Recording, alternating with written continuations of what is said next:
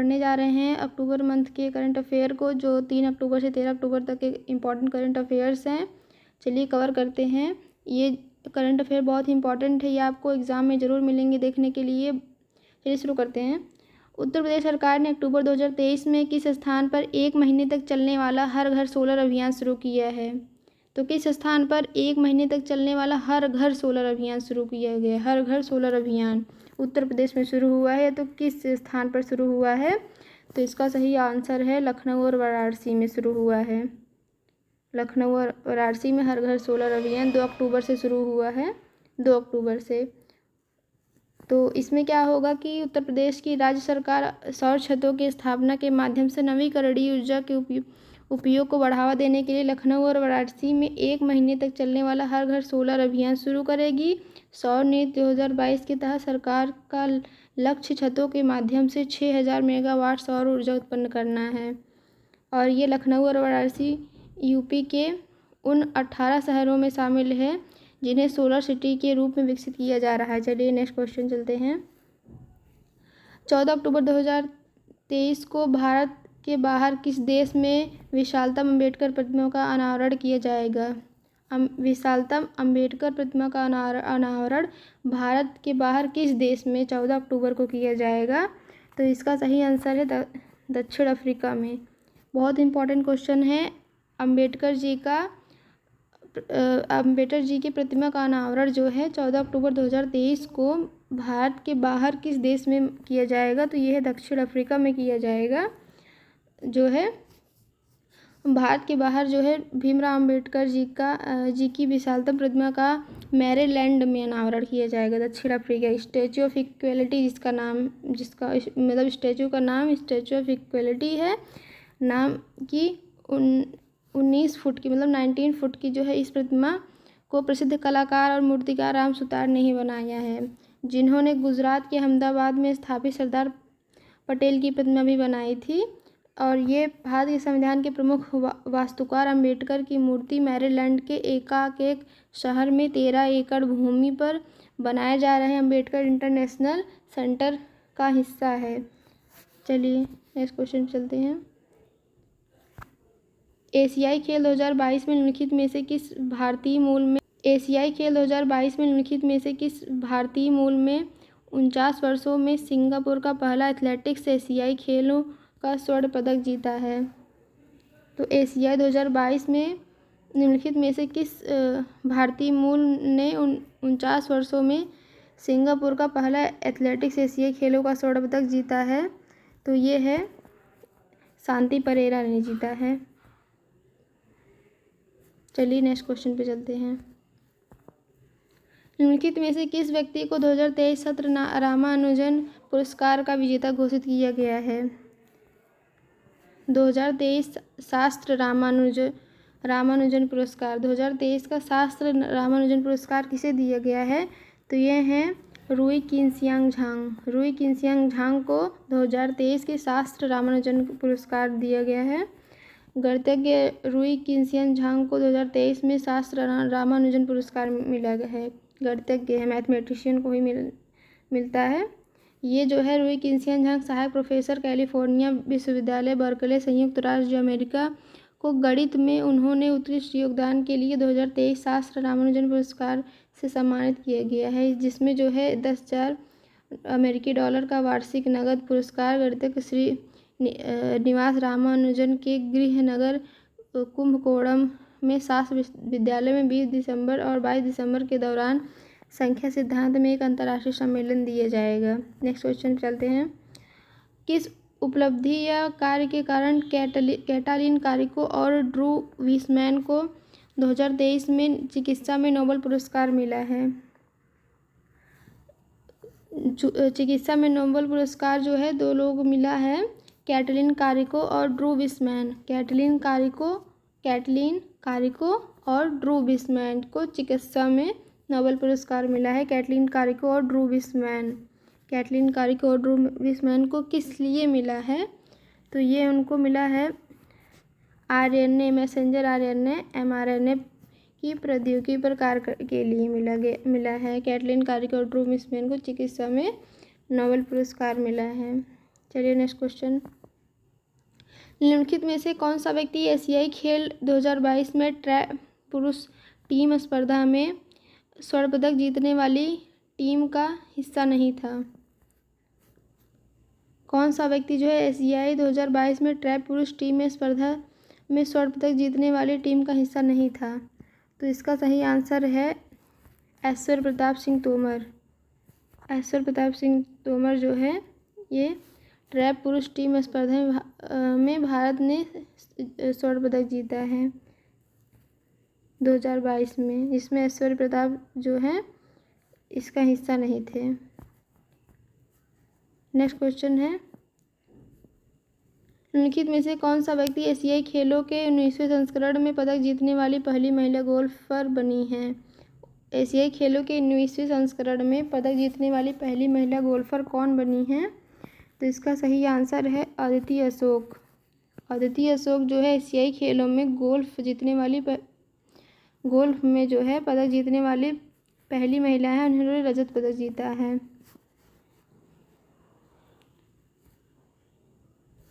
Next question है, एशियाई खेल 2022 में पुरुष की 3000 मीटर स्टीपल चेंज में निम्नलिखित में से किस व्यक्ति ने स्वर्ण पदक जीता है?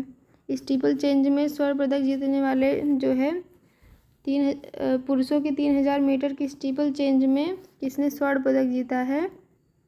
तो हैं अविनाश साबले। अविनाश साबले जो हैं स्टीपल चेंज में स्वर्ण पदक जीते हैं। नेक्स्ट क्वेश्चन है, एशियाई खेल 2022 में तांजीर पाल सिंह तूर ने शॉट पुट में कितने मीटर की थ्रो के साथ स्वर्ण पदक जीता है? स्वर्ण पदक जीते हैं एशियाई खेल में तांजीर पाल सिंह ने स्वर्ण पदक जीता है। तो उन्होंने कितने मीटर की थ्रो की थी? तो ये 20.36 मीटर की थ्रो किए थे। ये जो है तजिंदर पाल सिंह तूर ने 20.36 मीटर थ्रो के साथ शॉट पुट में स्वर्ण पदक जीता है। भारत के तजिंदर पाल सिंह तूर ने शॉट पुट में स्वर्ण पदक जीत के एशियाई खेलों में अपना खिताब बरकरार रखा और ये जो है सर्वश्रेष्ठ प्रयास दर्ज किया है स्वर्ण पदक जीत के। तूर इस विशिष्ट कंपनी में शामिल होने के लिए जो है पदुमन सिंह बरार, जोगिंदर सिंह और बहादुर सिंह के नक्शे कदम पर चले हैं। उन्होंने भी पहले जीता था। नेक्स्ट क्वेश्चन है, निम्नलिखित में से किस जोड़ी ने एशियाई खेल 2022 में टेनिस मिश्र युगल में स्वर्ण पदक जीता है? तो देखिए एशियाई खेल बहुत इम्पोर्टेंट है और गोल्डन अवार्ड जीतने वाले जितने भी हैं वो तो बहुत ही इम्पोर्टेंट है। तो एशियाई खेल में 2022 में टेनिस मिश्र युगल में स्वर्ण पदक जीता है, ये कौन है? मतलब ये जोड़ी हैं, दो लोग हैं, किन्होंने जीता है? ये रोहन बोपन्ना और ऋतुजा भोसले ने जीता है। इन्होंने स्वर्ण पदक जीता। केंद्र ने national liberation front of Tripura all Tripura tigers force और उनके गुटों को किस अधिनियम के तहत जो है वो गैर कानूनी संघ घोषित किया है? तो यह है गैर कानूनी गतिविधियों रोकथाम अधिनियम। ये क्या है चलिए पढ़ते हैं।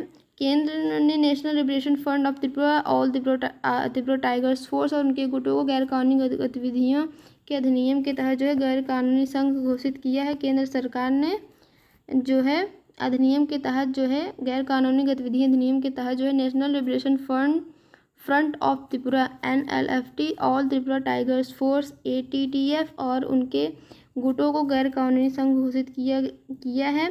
गृह मंत्रालय ने इन संगठनों पर 5 साल के लिए प्रतिबंध लगा दिया है। मंत्रालय ने कहा कि सरकार का मानना है कि ये जो NLFT और ATTF की गतिविधियां भारत की संप्रभुता और अखंडता के लिए हानिकारक है और वे गैर कानूनी हैं।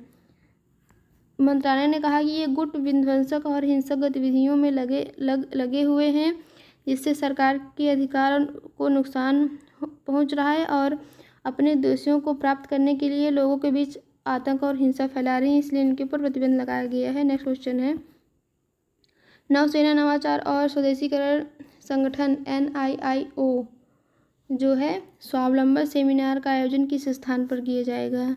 NIIO नौसेना नवाचार और स्वदेशी संगठन का सेमिनार जो है स्वावलंबन सेमिनार का आयोजन कहाँ किया जाएगा? तो यह नई दिल्ली में किया जाएगा। नई दिल्ली में NIIO सेमिनार स्वावलंबन में राजनाथ सिंह भाग लेंगे और ये जो है 1 जुलाई 2022 में प्रधानमंत्री नरेंद्र मोदी ने स्प्रिंट चैलेंज का अनावरण किया था, जिसका उद्देश्य भारतीय नौसेना में स्वदेशी तकनीक के उपयोग को बढ़ावा देना था। चलिए नेक्स्ट क्वेश्चन है, आरबीआई ने हाल ही में अक्टूबर 2023 में किसे आरबीआई का नया कार्यकारी निदेशक नियुक्त किया है। आरबीआई ने हाल ही में नया आरबीआई कार्यकारी निदेशक किसे नियुक्त किया है, मनीष कपूर को। मनीष कपूर जो है आरबीआई के नए कार्यकारी निदेशक हैं। बहुत इंपॉर्टेंट क्वेश्चन है। भारतीय रिजर्व बैंक ने 3 अक्टूबर 2023 में श्री मनीष कपूर को कार्यकारी निदेशक नियुक्त किया है। ईडी के रूप में पदोन्नत होने से पहले ये जो है श्री मनीष कपूर जो है वो प्रभारी सलाहकार मौद्रिक नीति विभाग और मौद्रिक नीति समिति के सचिव थे और रिजर्व बैंक में लगभग ये 3 दशकों तक 30 साल तक की अवधि तक के दौरान ये श्री कपूर ने आरबीआई में आर्थिक नीति और अनुसंधान विभाग और मौद्रिक नीति विभाग में जो है व्यापक आर्थिक नीति और अनुसंधान और मौद्रिक नीति के क्षेत्र में काम किए हैं और 2012-13 के दौरान ये अंतर्राष्ट्रीय मुद्रा कोष के कार्यकारी निदेशक और सलाहकार के रूप में भी काम किए हैं और कार्यकारी निदेशक के रूप में श्री कपूर आर्थिक और नीति अनुसंधान विभाग की देखभाल करेंगे। श्री कपूर जो है वो भारत के पास जो है अर्थशास्त्र की मास्टर डिग्री और Indian institute of bankers CAIIB में प्रमाणित एसोसिएटेड हैं। नेक्स्ट क्वेश्चन है, निम्नलिखित में से किस बैंक ने मोबाइल हैंडहेल्ड डिवाइस लॉन्च किया है। मोबाइल हैंडहेल्ड डिवाइस जो है किस बैंक ने लॉन्च की है, SBI ने लॉन्च किया है। भारतीय स्टेट बैंक ने ग्राहकों तक बैंकिंग सेवाओं का लाभ उठाने में पहुंच और सुविधा बढ़ाने के लिए मोबाइल हैंडहेल्ड डिवाइस लॉन्च किया है और ये जो है ये डिवाइस क्या करेगी, ग्राहकों के दरवाजे पर नगद निकासी, नगद जमा, फंड ट्रांसफ़र, शेष राशि पूछताछ, मिनी स्टेटमेंट प्रदान करेगी और इस पहल से विशेष रूप से ग्राहकों को लाभ होगा और उन्हें स्वास्थ्य समस्या, वरिष्ठ नागरिकों, दिव्यांगजनों के कारण बैंक की शाखाओं या ग्राहक सेवा केंद्र तक पहुंचने की चुनौतियों का सामना नहीं करना पड़ेगा। चलिए नेक्स्ट क्वेश्चन है, बिहार सरकार ने निम्नलिखित में से किस श्रेणी में EWS के लिए 10% आरक्षण की घोषणा की है। बिहार सरकार ने किस श्रेणी में EWS के लिए 10% आरक्षण की जो है घोषणा की है, तो ये है न्यायिक सेवाएं और सरकारी लॉ कॉलेज के लिए। न्यायिक सेवाएं और सरकारी लॉ कॉलेज के लिए 10% आरक्षण की घोषणा की है बिहार सरकार ने और जो है मुख्यमंत्री यहाँ के नीतीश कुमार हैं और कैबिनेट ने राज्य न्यायिक सेवा 1951 के दिशा निर्देशों में संशोधन करने की मंजूरी दे दी और उन्हें न्यायिक सेवाओं में राज्य संचालित कानून संस्थानों और विश्वविद्यालयों में EWS की श्रेणी में 10% आरक्षण की अनुमति मिली है। नेक्स्ट क्वेश्चन, रसायन विज्ञान में 2023 में नोबेल पुरस्कार जो है मौगी जी पांडेडी और लुइस ई ब्रूस और एलेक्सी आई एकिमोव को निम्नलिखित में से किस के लिए मतलब किस चीज़ के लिए, किस खोज के लिए इन्हें नोबेल पुरस्कार मिला है। रसायन विज्ञान में केमिस्ट्री में जो है इन्हें नोबेल पुरस्कार मिला है मौगी जी पांडेडी, लुइस ई ब्रूस और एलेक्सी आई एकिमोव को। तो इन्हें किस क्षेत्र में नोबेल पुरस्कार मिला है, तो क्वांटम डॉट्स की खोज और संश्लेषण के लिए मिला है। Royal Swedish academy of science के ने स्टॉकहोम में कहा कि रसायन विज्ञान में 2023 में नोबेल पुरस्कार क्वांटम डॉट्स की खोज और संश्लेषण के लिए मौगी जी पांडेडी, लुइस ई ब्रूस और एलेक्सी आई एकिमोव को दिया गया है। क्वांटम डॉट्स में अद्वितीय गुण, अब वे टेलीविज़न स्क्रीन और LED लैंप से अपना प्रकाश फैलाते हैं और अकादमी ने एक प्रेस विज्ञप्ति में कहा कि वे रासायनिक प्रक्रियाओं को उत्प्रेरित करते हैं और उनकी स्पष्ट रोशनी एक सर्जन के लिए ट्यूमर के ऊतकों को रोशन कर सकती हैं, इसीलिए इनको दिया गया है। मेलक नदी किस राज्य में स्थित है। मेलक नदी किस राज्य में स्थित है, तो ये है नागालैंड। मेलक नदी नागालैंड में स्थित है। वैज्ञानिकों ने हाल ही में नागालैंड की मेलक नदी से एक नई मछली की प्रजाति की खोज की है। तो ये नदी कहाँ है, नागालैंड में है और ये प्रजाति जो है बदीस लिमाकुली एक का नाम है प्रजाति का नाम, जो मछली की प्रजाति का नाम है बदीस लिमाकुली का नाम नागालैंड के फजल अली कॉलेज के सहायक प्रोफेसर और प्राणी शास्त्र विभाग के प्रमुख लिमा कुम के नाम पर रखा गया है। नेक्स्ट क्वेश्चन है, भारतीय नौसेना और कौन सा बैंक जो है एक अनोखा ई कैश कार्ड लाने जा रहा है और ऑनलाइन और ऑफलाइन दोनों मोड में काम करेगा। भारतीय नौसेना और कौन सा बैंक एक साथ मिल करके ई कैश कार्ड लॉन्च करने जा रहे हैं, तो ये है SBI।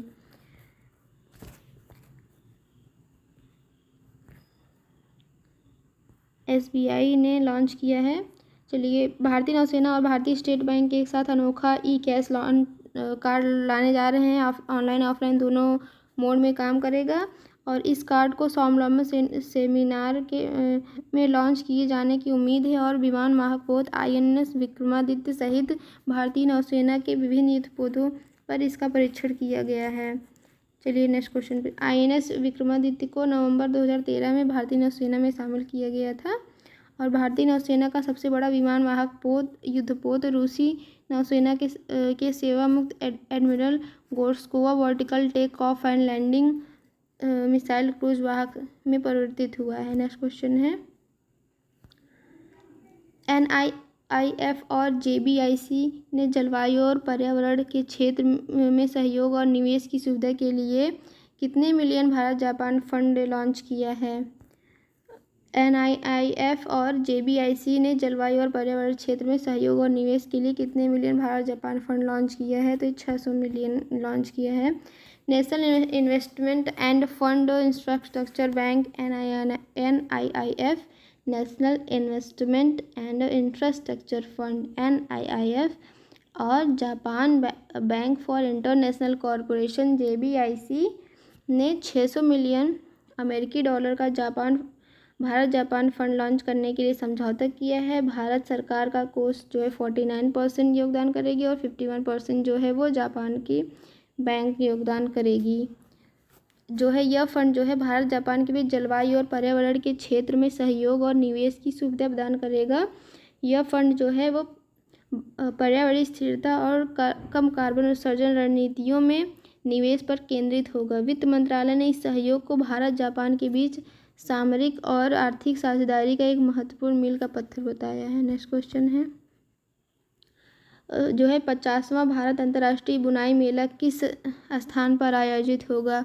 50वां जो है वो भारत अंतर्राष्ट्रीय बुनाई मेला ये जो है किस स्थान पर होगा, तो ये है तिरुपुर में। तिरुपुर में 50वां भारत अंतर्राष्ट्रीय बुनाई मेला है जो है ये 12 से 14 अक्टूबर तक आयोजित किया जाएगा तिरुपुर में।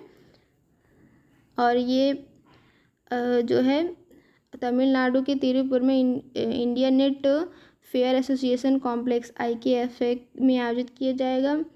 India net fair association complex मेले का मुख्य विषय जो है वो एक्टिव एंड स्पोर्ट्स वेयर, पर्यावरणीय सामयिक प्रशासन, कृत्रिम बुद्धिमत्ता और डिजिटलीकरण करना है। और मेले में तिरुपुर, चेन्नई, कोयम्बटूर, करूर और गुजरात के 70 प्रदर्शक जो है भाग लेंगे। चलिए नेक्स्ट क्वेश्चन है, छठी भारत ब्राज़ील व्यापार निगरानी तंत्र बैठक में किसने भाग लिया है। छठी भारत ब्राज़ील व्यापार निगरानी में किसने भाग लिया है, तो ये हैं सुनील बर्थवाल। सुनील बर्थवाल ने छठी भारत ब्राज़ील व्यापार निगरानी तंत्र में भाग लिए हैं। वाणिज्य विभाग के सचिव हैं ये श्री सुनील बर्थवाल ने भारत ब्राज़ील व्यापार निगरानी तंत्र में छठी बैठक के लिए ब्राज़ील का आधिकारिक दौरा किया है। इस यात्रा के दौरान दोनों देश के बीच तेज़ी से बढ़ते वाणिज्यिक जुड़ाव को मजबूत करना था और जो पिछले 2 वर्षों में दुगना से होकर के 16 बिलियन अमेरिकी डॉलर तक पहुंच गया है। बस इतना इम्पोर्टेंट है। नेक्स्ट क्वेश्चन पे चलते हैं। सामान्य भविष्य निधि के लिए वर्तमान दर क्या है। सामान्य भविष्य निधि के लिए वर्तमान दर है 7.10%। सरकार ने सामान्य भविष्य निधि के लिए 7.10% है, 7.1%। सरकार ने GPF का ब्याज दर जो है वो 7.1% बरकरार रखी है। सरकार ने अक्टूबर से दिसंबर तिमाही के लिए सामान्य भविष्य निधि जीपीएफ बचत पर जो है ब्याज दरों को 7.1% तक बरकरार रखा है और यह लगातार 15वीं तिमाही है जब तक सरकारी कर्मचारियों की सेवानिवृत्ति बचत पर भुगतान की गई दरों के लिए यथास्थिति बनाए रखी है। नेक्स्ट क्वेश्चन है, किस लघु फिल्म ने दूसरे हिमालयन फिल्म महोत्सव का दूसरा संस्करण जीता है? किस लघु फिल्म ने दूसरे हिमालयन फिल्म महोत्सव के लिए जो है दूसरा संस्करण जीता है? तो ये है तार, थिस्पा, मेमोरिया, ये तीनों फिल्म ने जीता है, तार, थिस्पा और मेमोरिया ने। नेक्स्ट क्वेश्चन है, किस राज्य के 1600 ओइलट्टा कलाकारों ने 4 घंटे में नॉन स्टॉप प्रदर्शन करने का रिकॉर्ड बनाया है? तो ये तमिलनाडु, ये नाम ये देखो, ओइलट्टा कलाकारों ने 4 घंटे तक नॉन स्टॉप प्रदर्शन किया है, तो ये है तमिलनाडु। चलिए नेक्स्ट क्वेश्चन पे, भारत का सबसे बड़ा जो है पंप स्टोरेज किस राज्य में लॉन्च किया गया? भारत में सबसे बड़ा पंप स्टोरेज किस राज्य में लॉन्च किया गया है? यह है हिमाचल प्रदेश में।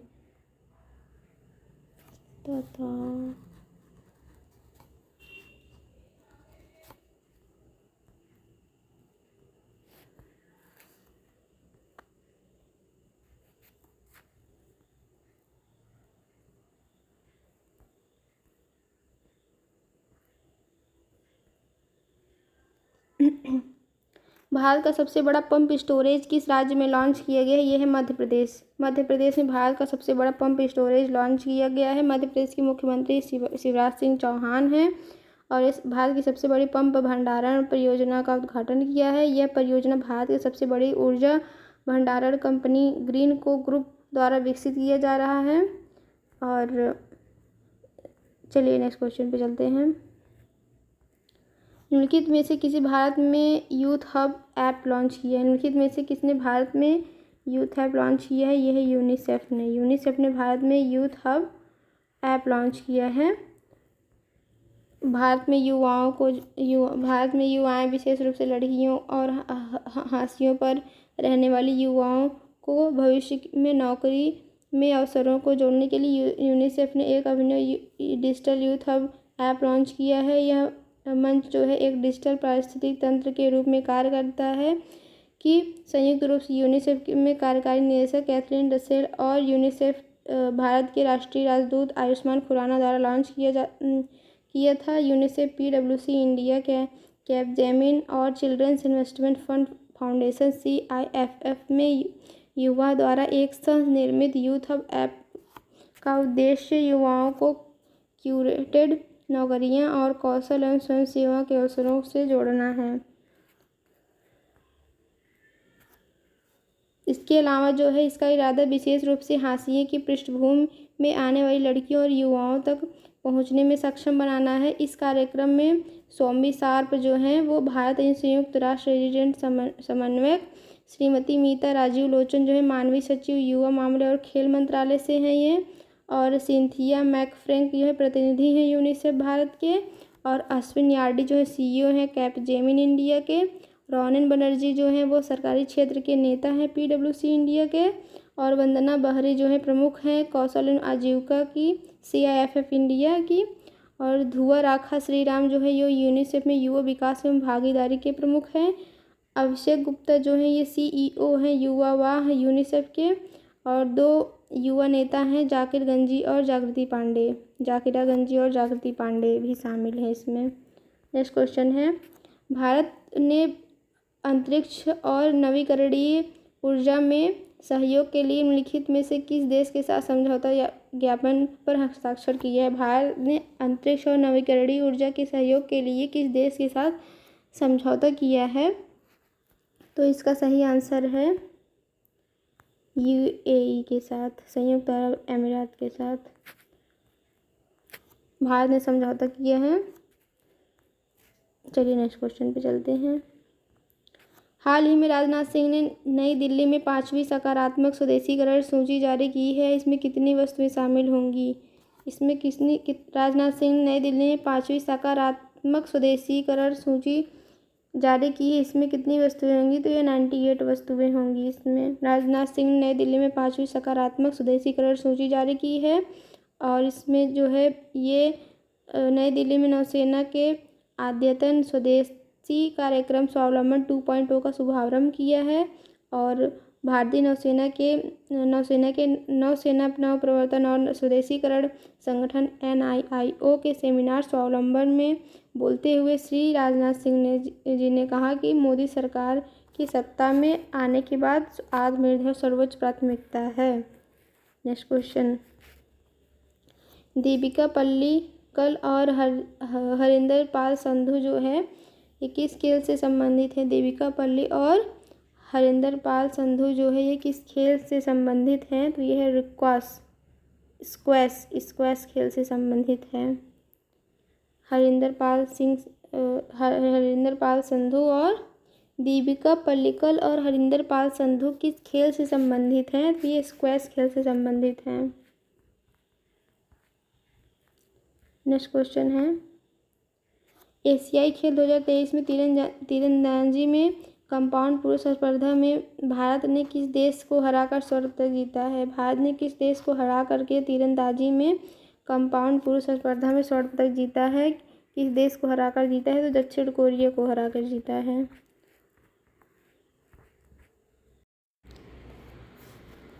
कृषि में उद्यमिता और जलवायु लचीलेपन का समर्थन करने के लिए जो है SBI फाउंडेशन और कौन शामिल हुआ है?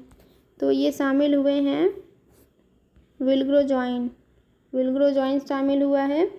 और ये SBI फाउंडेशन और विलग्रो ने देश में गंभीर विकास चुनौतियों से निपटने के लिए काम कर रहे स्टार्टअप्स को इनक्यूबेशन प्रदान करने के लिए, उच्च प्रभाव वाले इनक्यूबेटरों का समर्थन करने के लिए इनोवेटर्स फॉर भारत पहल शुरू करने के लिए साझेदारी की है। नेक्स्ट क्वेश्चन है, भारत की पुरुष तीरंदाजी रिकर्व टीम ने एशियाई खेल 2023 में ऐतिहासिक रजत पदक सिल्वर मेडल जीता है। जो है टीम में कौन नहीं था? मतलब कौन नहीं था टीम में? पुरुष तीरंदाजी में रिकर्व जो है टीम ने एशियाई खेल में रजत पदक जीता है। तो इसमें कौन शामिल नहीं था? तो ये है, इसमें जो है मनु भाकर शामिल नहीं थे। मतलब तुषार सेल्के, अतनु दास और धीरज बोम्बा देवरा ये तीनों शामिल थे। अतनु दास, धीरज बोम्बा देवरा और तुषार सेल्के ये तीनों शामिल थे, लेकिन मनु भाकर शामिल नहीं थे। इसमें जो है एशियाई खेल जो है 1900 एशियाई खेल जो चल रहा है, अतनु दास, धीरज बोम्बा देवरा, तुषार सेल्के ने भारतीय पुरुष रिकर्व टीम को कोरिया के खिलाफ जो है 1-5 से हार के बाद फाइनल में रजत पदक से संतोष करना पड़ा है। मतलब कि कोरिया ने जो है गोल्ड मेडल जीता था। नेक्स्ट क्वेश्चन पे चलते हैं, सोनम मलिक ने एशियाई खेल 2023 में महिलाओं की फ्री स्टाइल में जो है 62 kg वर्ग में कांस्य पदक जीता, ब्रॉन्ज मेडल जीता है। ये किस राज्य से संबंधित हैं? तो ये हैं महाराष्ट्र से।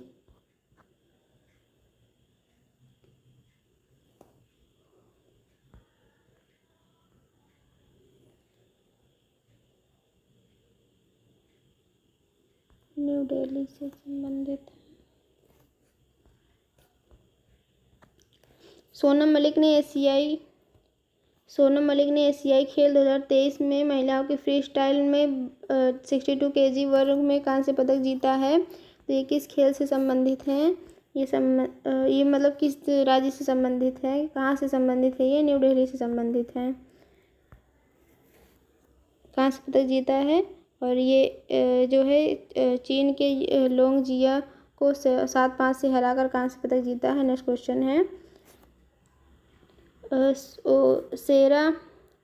सेला सुरंग हाल ही में खबरों में देखी गई है, निम्नलिखित में से किस स्थान पर है? सेला सुरंग जो है वो निम्नलिखित में से किस स्थान पर है सेला सुरंग?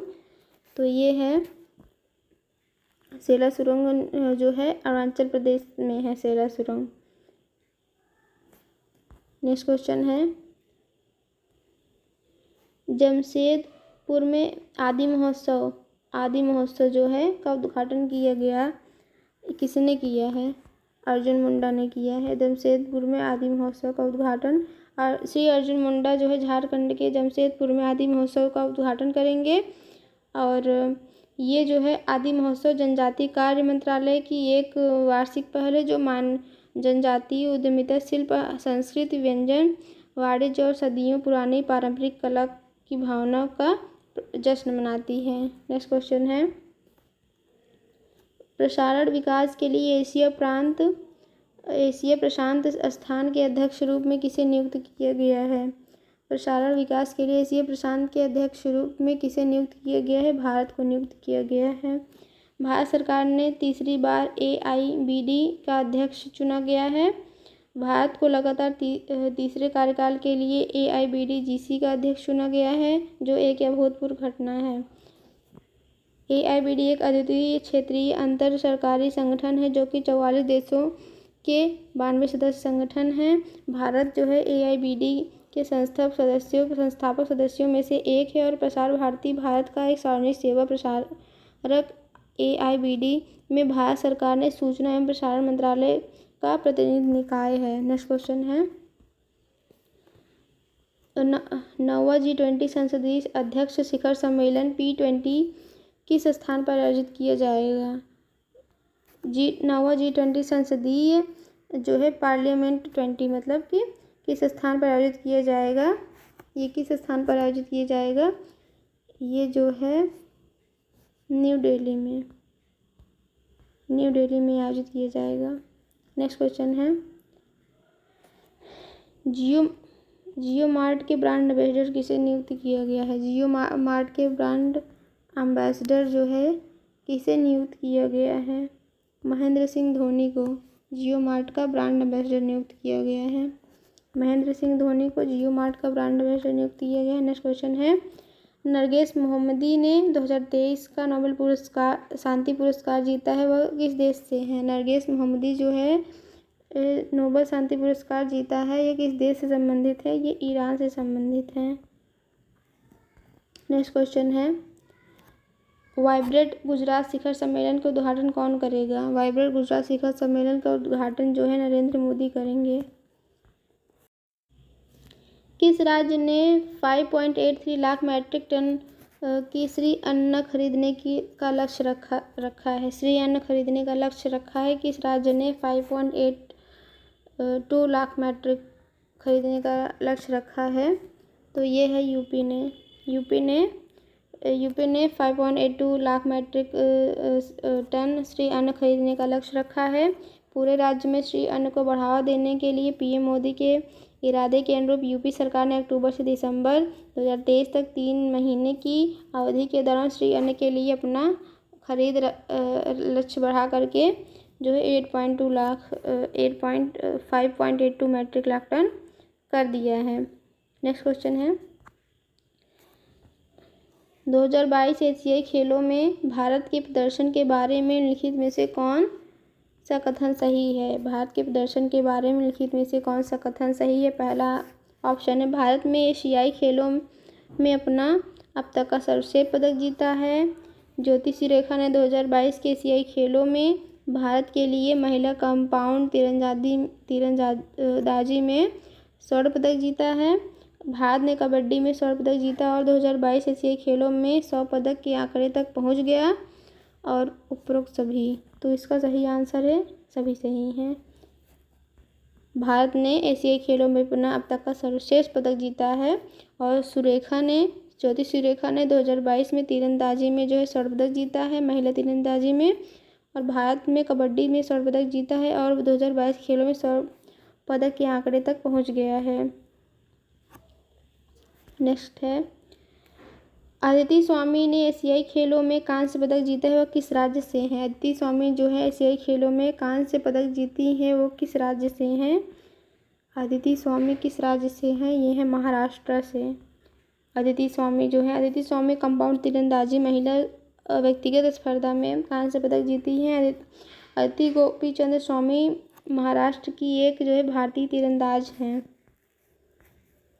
नेक्स्ट क्वेश्चन है, भुगतान अवसंरचना विकास निधि योजना को किस वर्ष तक बढ़ा दिया गया है? भुगतान अवसंरचना विकास निधि को किस वर्ष तक बढ़ा दिया गया है? तो ये है 31 दिसंबर 2025 तक बढ़ा दिया गया है।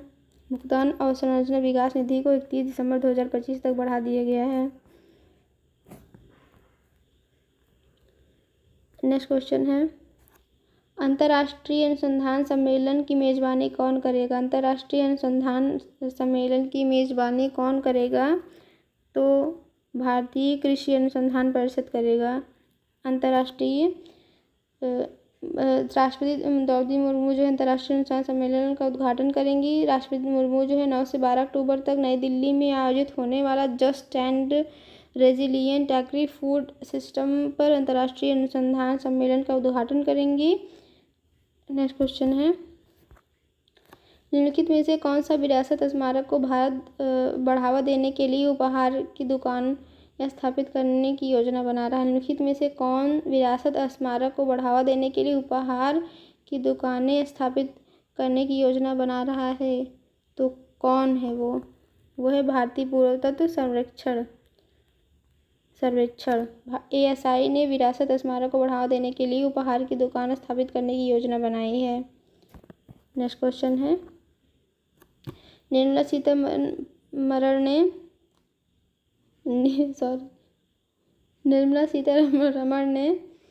सीतारमण ने कहाँ पर जो है वो 22वीं GST परिषद की बैठक की अध्यक्षता की है? निर्मला सीतारमण ने जो हमारी वित्त मंत्री हैं, फाइनेंस मिनिस्टर हैं, ये जो है 52वीं जो है GST परिषद की बैठक की अध्यक्षता करेंगी। तो कहाँ होगा ये नई दिल्ली में होगी। निर्मला सीतारमण नई दिल्ली में 52nd जो है GST परिषद की बैठक की अध्यक्षता करेंगी। केंद्रीय वित्त मंत्री निर्मला सीतारमण नई दिल्ली में 52वीं जो है GST परिषद की अध्यक्षता करेंगी। वित्त मंत्रालय ने कहा है कि बैठक में केंद्रीय वित्त राज्य मंत्री श्री पंकज चौधरी के अलावा राज्यों और केंद्र शासित प्रदेशों के वित्त मंत्री और केंद्र और राज्यों के वरिष्ठ अधिकारी भी शामिल होंगे। भारत में GST परिषद के नेतृत्व वित्त मंत्री करते हैं और 15 अप्रैल 2023 तक वित्त मंत्री निर्मला सीतारमण जो है श्रीमती अनुच्छेद जो है 289 ये GST को प्रसारित करने के लिए GST परिषद का प्रावधान करता है। नेक्स्ट क्वेश्चन, मध्य क्षेत्रीय परिषद किस राज्य में आयोजित की गई है? मध्य क्षेत्रीय परिषद जो है वो किस राज्य में आयोजित की गई है? तो ये है उत्तराखंड में। उत्तराखंड में मध्य क्षेत्रीय परिषद आयोजित की गई है और मध्य क्षेत्रीय परिषद की बैठक के लिए अमित शाह उत्तराखंड जाएंगे। और ये टिहरी जिले के नरेंद्र नगर में जो है मध्य क्षेत्रीय परिषद की 24वीं बैठक की अध्यक्षता करेंगे अमित शाह जो हैं। नेक्स्ट क्वेश्चन है, अमन सहरावत ने एशियाई खेलों में कांस्य पदक जीता है, उनका संबंध किस खेल से है? अमन सहरावत ने एशियाई खेलों में कांस्य पदक जीता है, उनका संबंध जो है वो किस खेल से है?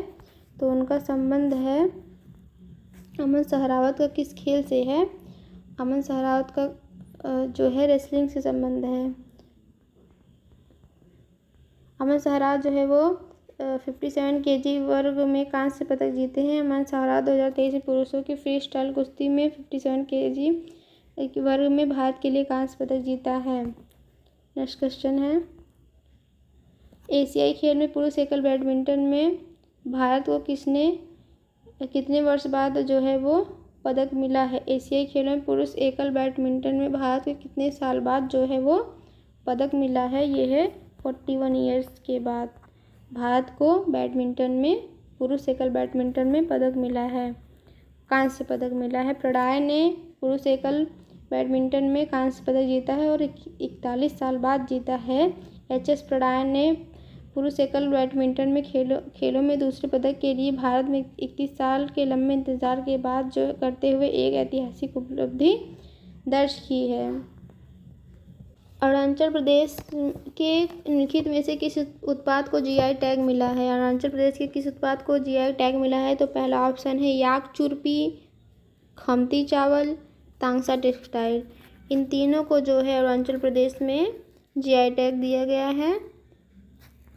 भारतीय जो है कृषि अनुसंधान परिषद के याक पर राष्ट्रीय अनुसंधान केंद्र एनआरसी ने के निदेशक डॉक्टर मिहिर सरकार ने कहा है कि चुरपी अरुणाचली याक के दूध से तैयार की जाती है, जो कि अरुणाचल प्रदेश के पश्चिम कामेंग और तवांग जिलों में पाई जाने वाली एक अनोखी याक नस्ल है।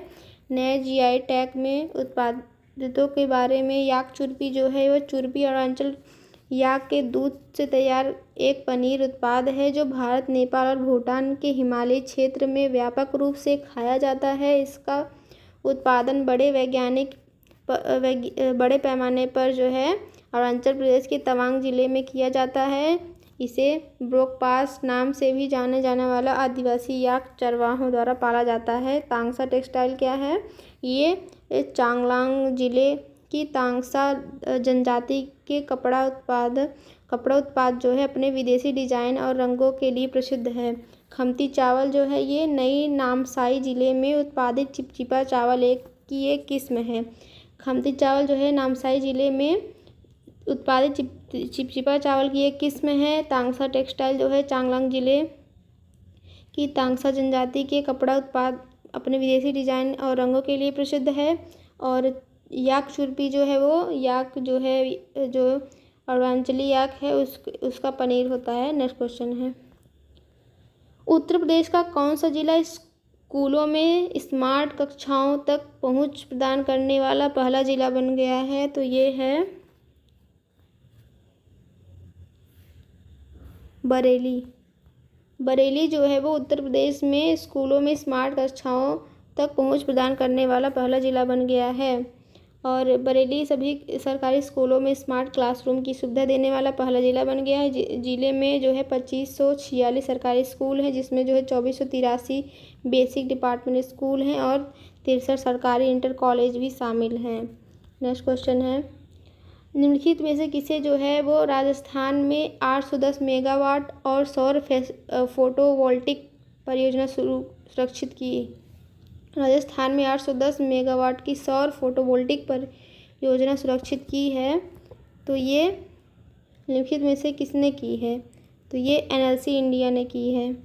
एनएलसी इंडिया राजस्थान में 810 मेगावाट की सौर फोटोवोल्टिक परियोजना हासिल की है। कोयला मंत्रालय के तहत नवरत्न केंद्रीय सार्वजनिक क्षेत्र उपक्रम सीपीएससी नवेली lignite corporation LLC India limited Rajasthan राज्य विद्युत निगम लिमिटेड से 810 मेगावाट सौर पीवी परियोजना की क्षमता हासिल करने में विजयी हुई है। नेक्स्ट क्वेश्चन, संस्कृति मंत्रालय ने विदेश स्वच्छता अभियान 3.0 के तहत स्वच्छता के लिए देश भर में कितने स्थलों की पहचान की है? संस्कृति मंत्रालय ने विदेश स्वच्छता अभियान के लिए 3.0 के तहत जो है स्वच्छता के लिए देश भर में कितने स्थलों की पहचान की है? तो ये है जो है 449 जो है स्थलों की पहचान की है संस्कृति मंत्रालय विशेष स्वच्छता अभियान 3.0। नेक्स्ट क्वेश्चन, राजनाथ सिंह ने मतलब कि कहाँ पर जो है वो 4 दिवसीय जो है यात्रा पर रवाना हुए? राजनाथ सिंह जो है वो कहाँ पर जो है 4 दिवसीय यात्रा के लिए रवाना हुए हैं? तो इसका सही आंसर है इटली और फ्रांस में 4 दिवसीय यात्रा के लिए रवाना हुए हैं। इटली और फ्रांस में रोम में इटली के रक्षा मंत्री गुइडो क्रोसेट से मुलाकात। पेरिस में फ्रांस के सशस्त्र बल मंत्री सेबेस्टियन लोकोर्नो के साथ 5वीं वार्षिक रक्षा वार्ता। भारत और इटली ने मार्च 2023 में अपने संबंधों को राजनीतिक साझेदारी तक बढ़ाया है। भारत फ्रांस ने हाल ही में सामरिक साझेदारी में 25 वर्ष पूरे होने का जश्न मनाया है। नेक्स्ट क्वेश्चन है, चक्रवात 2023 निम्नलिखित में से किस स्थान पर आयोजित किया जाएगा? चक्रवात 2023 जो है किस स्थान पर आयोजित किया जाएगा? गोवा में आयोजित किया जाएगा चक्रवात 2023, ये 2023 संस्करण की मेज़बानी, ये अभ्यास के 2023 संस्करण की मेज़बानी जो है भारतीय नौसेना द्वारा 9 से 11 अक्टूबर 2023 तक गोवा में की जा रही है। और वार्षिक संयुक्त HADR अभ्यास AJHE संयुक्त कमांडरों के सम्मेलन 2015 के दौरान प्रख्यापित माननीय प्रधानमंत्री के निर्देशक का परिणाम है। नेक्स्ट क्वेश्चन है, एशियाई खेल 2022 में भारत ने कुल कितने पदक जीते हैं? स्वर्ण पदक जीते हैं। एशियाई खेल 2022 में भारत ने कुल कितने स्वर्ण पदक जीते हैं? 28 स्वर्ण पदक भारत ने जीता है एशियाई खेल 2022 में, जो कि 2023 में खेला गया है। प्रधानमंत्री नरेंद्र मोदी ने नई दिल्ली के मेजर ध्यानचंद स्टेडियम में एशियाई खेल 2022 में भाग लेने वाले भारतीय एथलीटों के दल के साथ बातचीत किए हैं और संबोधित किए हैं उन्हें। और यह कार्यक्रम एशिया 2022 में उत्कृष्ट उपलब्धि के लिए एथलीटों को बधाई देने और उन्हें भविष्य की प्रतियोगिताओं के लिए प्रेरित करने का प्रधानमंत्री ने प्रयास किया है। एशियाई खेल 2022 में भारत ने 28 स्वर्ण पदक और सहित कुल जो है 107 पदक जीते हैं। नेक्स्ट क्वेश्चन है, ऑपरेशन आयरन स्वॉर्ड्स निम्नलिखित में से किस देश द्वारा शुरू किया गया है? ऑपरेशन आयरन स्वॉर्ड्स जो है वो किस देश के द्वारा शुरू किया गया है? इजराइल के द्वारा ऑपरेशन जो है आयरन स्वॉर्ड जो है शुरू किया गया है। इजराइल रक्षा बलों IDF ने ऑपरेशन आयरन स्वॉर्ड्स लॉन्च किया है। हमास द्वारा गाजा से इजराइल पर दागे गए रॉकेटों की बौछार के जवाब में IDF वर्तमान में गाजा में हमास के ठिकाने पर हमले कर रहा है। ऑपरेशन आयरन स्वॉर्ड्स फिलिस्तीन इस्लामी आतंकवादी संगठन हमास द्वारा इजराइल पर किए गए एक आश्चर्यजनक हमले के लिए इजराइल का प्रतिशोध है। ऑपरेशन आयरन स्वॉर्ड्स फिलिस्तीन इस्लामी आतंकवादी संगठन हमास द्वारा इजराइल पर किए गए आश्चर्यजनक हमले के लिए इजराइल के प्रतिशोध हैं। हमास ने इजराइल पर जो है वर्षों में सबसे बड़ा हमला किया और जिसमें कम से कम 100 लोग मारे गए और दावा किया जा रहा है कि उसने दर्जनों को बंधक बना लिया है। इजराइल सेना ने कहा है कि उसने गाजा में हवाई हमलों का जवाब दिया था, जहां पर प्रत्यक्षदर्शियों ने भारी विस्फोट की आवाज़ सुनने और कई मृतकों और घायलों को अस्पतालों में ले जाने की सूचना दी थी। नेक्स्ट क्वेश्चन है, हाल ही में निम्नलिखित में से किसे GI टैग प्रदान किया गया है? अक्टूबर 2023 में किसे GI टैग प्रदान किया गया है? बसोहली पश्मीना कलारी। तो इन दोनों को GI टैग, बसोहली पश्मीना और कलारी दोनों को GI टैग मिला है। बसोहली पश्मीना उधमपुर की कलारी के लिए GI टैग। पंखा जैसी कोमलता के लिए मशहूर प्रसिद्ध बसोहली पश्मीना और उधमपुर की दूध की विशेषता कलारी को GI टैग मिला है। नेक्स्ट क्वेश्चन, वर्ष 2023 में नोबेल अर्थशास्त्र पुरस्कार से किसे सम्मानित किया गया है? वर्ष 2023 में नोबेल अर्थशास्त्र पुरस्कार से किसे सम्मानित किया गया है? नोबेल इकोनॉमिक्स के लिए नोबेल किसे मिला है वर्ष 2023 में? तो ये मिला है क्वाल्डिया गोल्डिन को नोबेल इकोनॉमिक्स में नोबेल पुरस्कार मिला है। और ये आर्थिक विज्ञान में नोबेल पुरस्कार 2023 में जो है निम्नलिखित में से आमतौर पर अल्फ्रेड नोबेल की स्मृति में आर्थिक विज्ञान में स्वेरिजेस रिक्सबैंक पुरस्कार के रूप में जाना जाता है। क्वाल्डिया गोल्डिन को महिलाओं के श्रम बाजार और परिणामों की हमारी समक्ष को उन्नत करने के लिए प्रदान किया गया है। पिछले कुछ वर्षों में 1969 से 2022 तक आर्थिक विज्ञान में कुल 54 नोबेल पुरस्कार प्रदान किए गए हैं और 92 पुरस्कार विजेताओं में से 25 को एकमात्र प्राप्तकर्ता के रूप में प्रतिष्ठित पुरस्कार प्राप्त करने का गौरव प्राप्त हुआ है। नेक्स्ट क्वेश्चन है, किस भारतीय पुरुष युगल जोड़ी ने बैडमिंटन विश्व महासंघ BWF रैंकिंग में नंबर 1 स्थान प्राप्त किया है? किस पुरुष युगल जोड़ी ने बैडमिंटन विश्व महासंघ में नंबर 1 स्थान हासिल किया है, तो ये है सात्विक साईराज रेड्डी और चिराग शेट्टी। सात्विक साईराज रेड्डी, रंकी रेड्डी और चिराग शेट्टी ने नंबर 1 पोजीशन पे आए हैं भारतीय पुरुष युगल की जोड़ी में। और ये जो है हाल ही में हांगझो में संपन्न हुए एशियाई खेलों में पुरुष युगल प्रतियोगिता में स्वर्ण पदक जीतने के बाद सैट ची, जैसा कि प्रशंसक जानते हैं ने 2 स्थानों की छलांग लगाकर शीर्ष स्थान हासिल किया है। प्रकाश पादुकोण, साइना नेहवाल, किदाम्बी श्रीकांत के बाद शीर्ष रैंकिंग हासिल करने वाले वे चौथे भारतीय हैं। नेक्स्ट क्वेश्चन है, शरद चंद्र मिश्रा का हाल ही में निधन हो गया है, वो किस राज्य के डीजीपी थे? शरद चंद्र मिश्रा का निधन हो गया, वो किस राज्य के डीजीपी थे? तो वो उड़ीसा के थे डीजीपी। ये जो है शरद चंद्र मिश्रा का भुवनेश्वर के एक निजी अस्पताल में निधन हो गया। ये 1959 बैच के आईपीएस अधिकारी रहे हैं।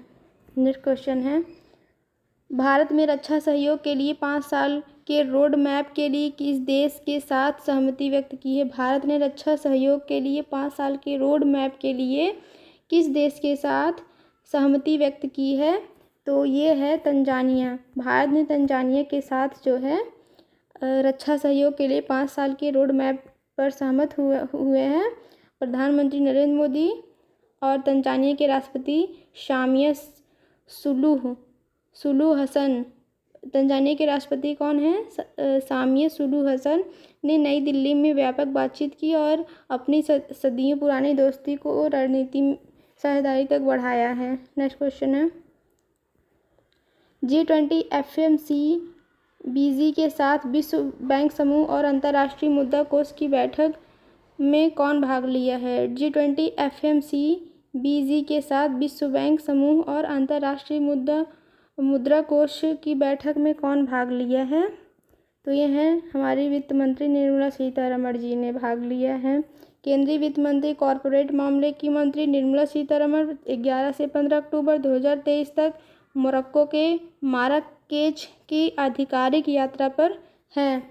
वह G20 FMCBG बैठकों के साथ साथ विश्व बैंक समूह, अंतर्राष्ट्रीय मुद्रा कोष की बैठकों में भाग लेंगी और वार्षिक बैठकों में दुनिया भर में वित्त मंत्री और केंद्रीय बैंकर भाग लेंगे।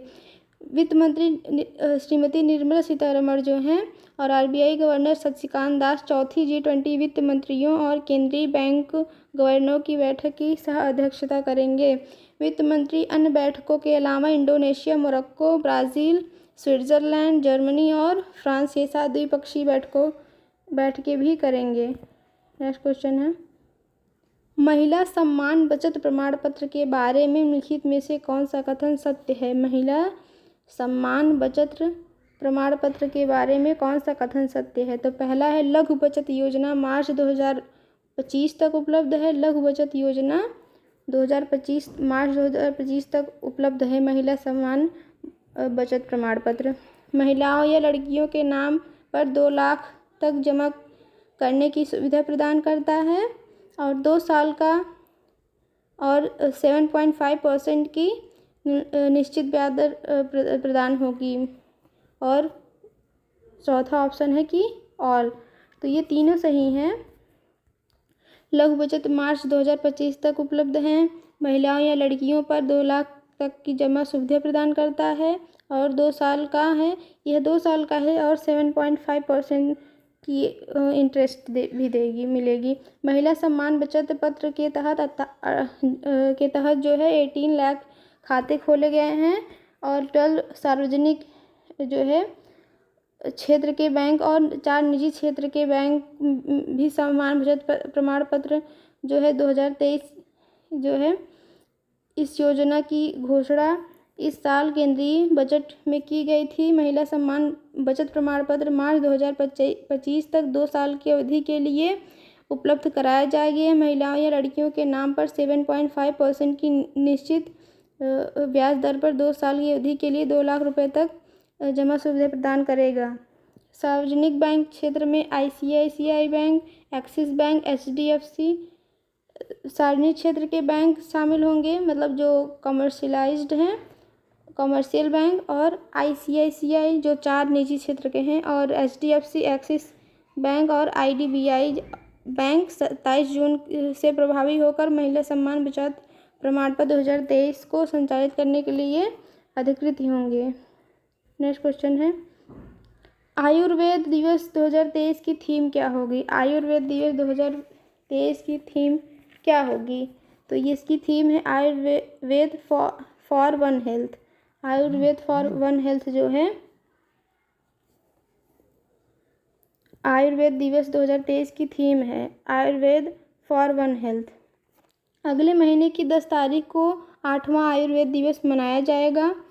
और केंद्रीय आयुष मंत्री कौन है? सर्बानंद सोनोवाल। केंद्रीय आयुष मंत्री कौन है? सर्बानंद सोनोवाल ने कहा है कि अगले महीने की 10 तारीख को 8वां आयुर्वेद दिवस मनाया जाएगा। मुख्य कार्यक्रम हरियाणा के पंचकुला में आयोजित किया जाएगा। इस वर्ष की theme Ayurveda for one health है। आयुर्वेद फॉर वन हेल्थ जो है आयुर्वेद दिवस की थीम है। और आयुष मंत्री कौन है? सर्बानंद सोनोवाल। आवधिक श्रम बल सर्वेक्षण PLFS वार्षिक रिपोर्ट 2022-23 किसने जारी की है? आवधिक श्रम बल सर्वेक्षण रिपोर्ट जो है किसने जारी की है? तो ये है राष्ट्रीय नमूना सर्वेक्षण कार्यालय ने। राष्ट्रीय नमूना सर्वेक्षण कार्यालय ने आवधिक श्रम बल सर्वेक्षण वार्षिक रिपोर्ट 2022-23 जारी की है। और PLFS को प्रमुख रोजगार बेरोजगारी सांकेतिक का अधिक बार अनुमान लगाने के लिए 2017 में लॉन्च किया गया। PLFS की 6ठी वार्षिक रिपोर्ट, जिसमें जुलाई 2022 जून 2023 के डाटा को भी शामिल किया गया है, NSSO द्वारा जारी की जा रही है। नेक्स्ट क्वेश्चन है, भारत NCX 2023 का उद्घाटन किसने किया है? भारत NCX का उद्घाटन किसने किया है? तो ये हैं अजय कुमार सूद ने भारत NCX का उद्घाटन किए हैं, अजय कुमार सूद। भारत सरकार के प्रधान वैज्ञानिक सलाहकार कौन है? अजय कुमार सूद हैं। भारत सरकार के वैधानिक सलाहकार वैज्ञानिक सलाहकार कौन है? भारत सरकार के प्रधान वैज्ञानिक सलाहकार अजय कुमार सूद।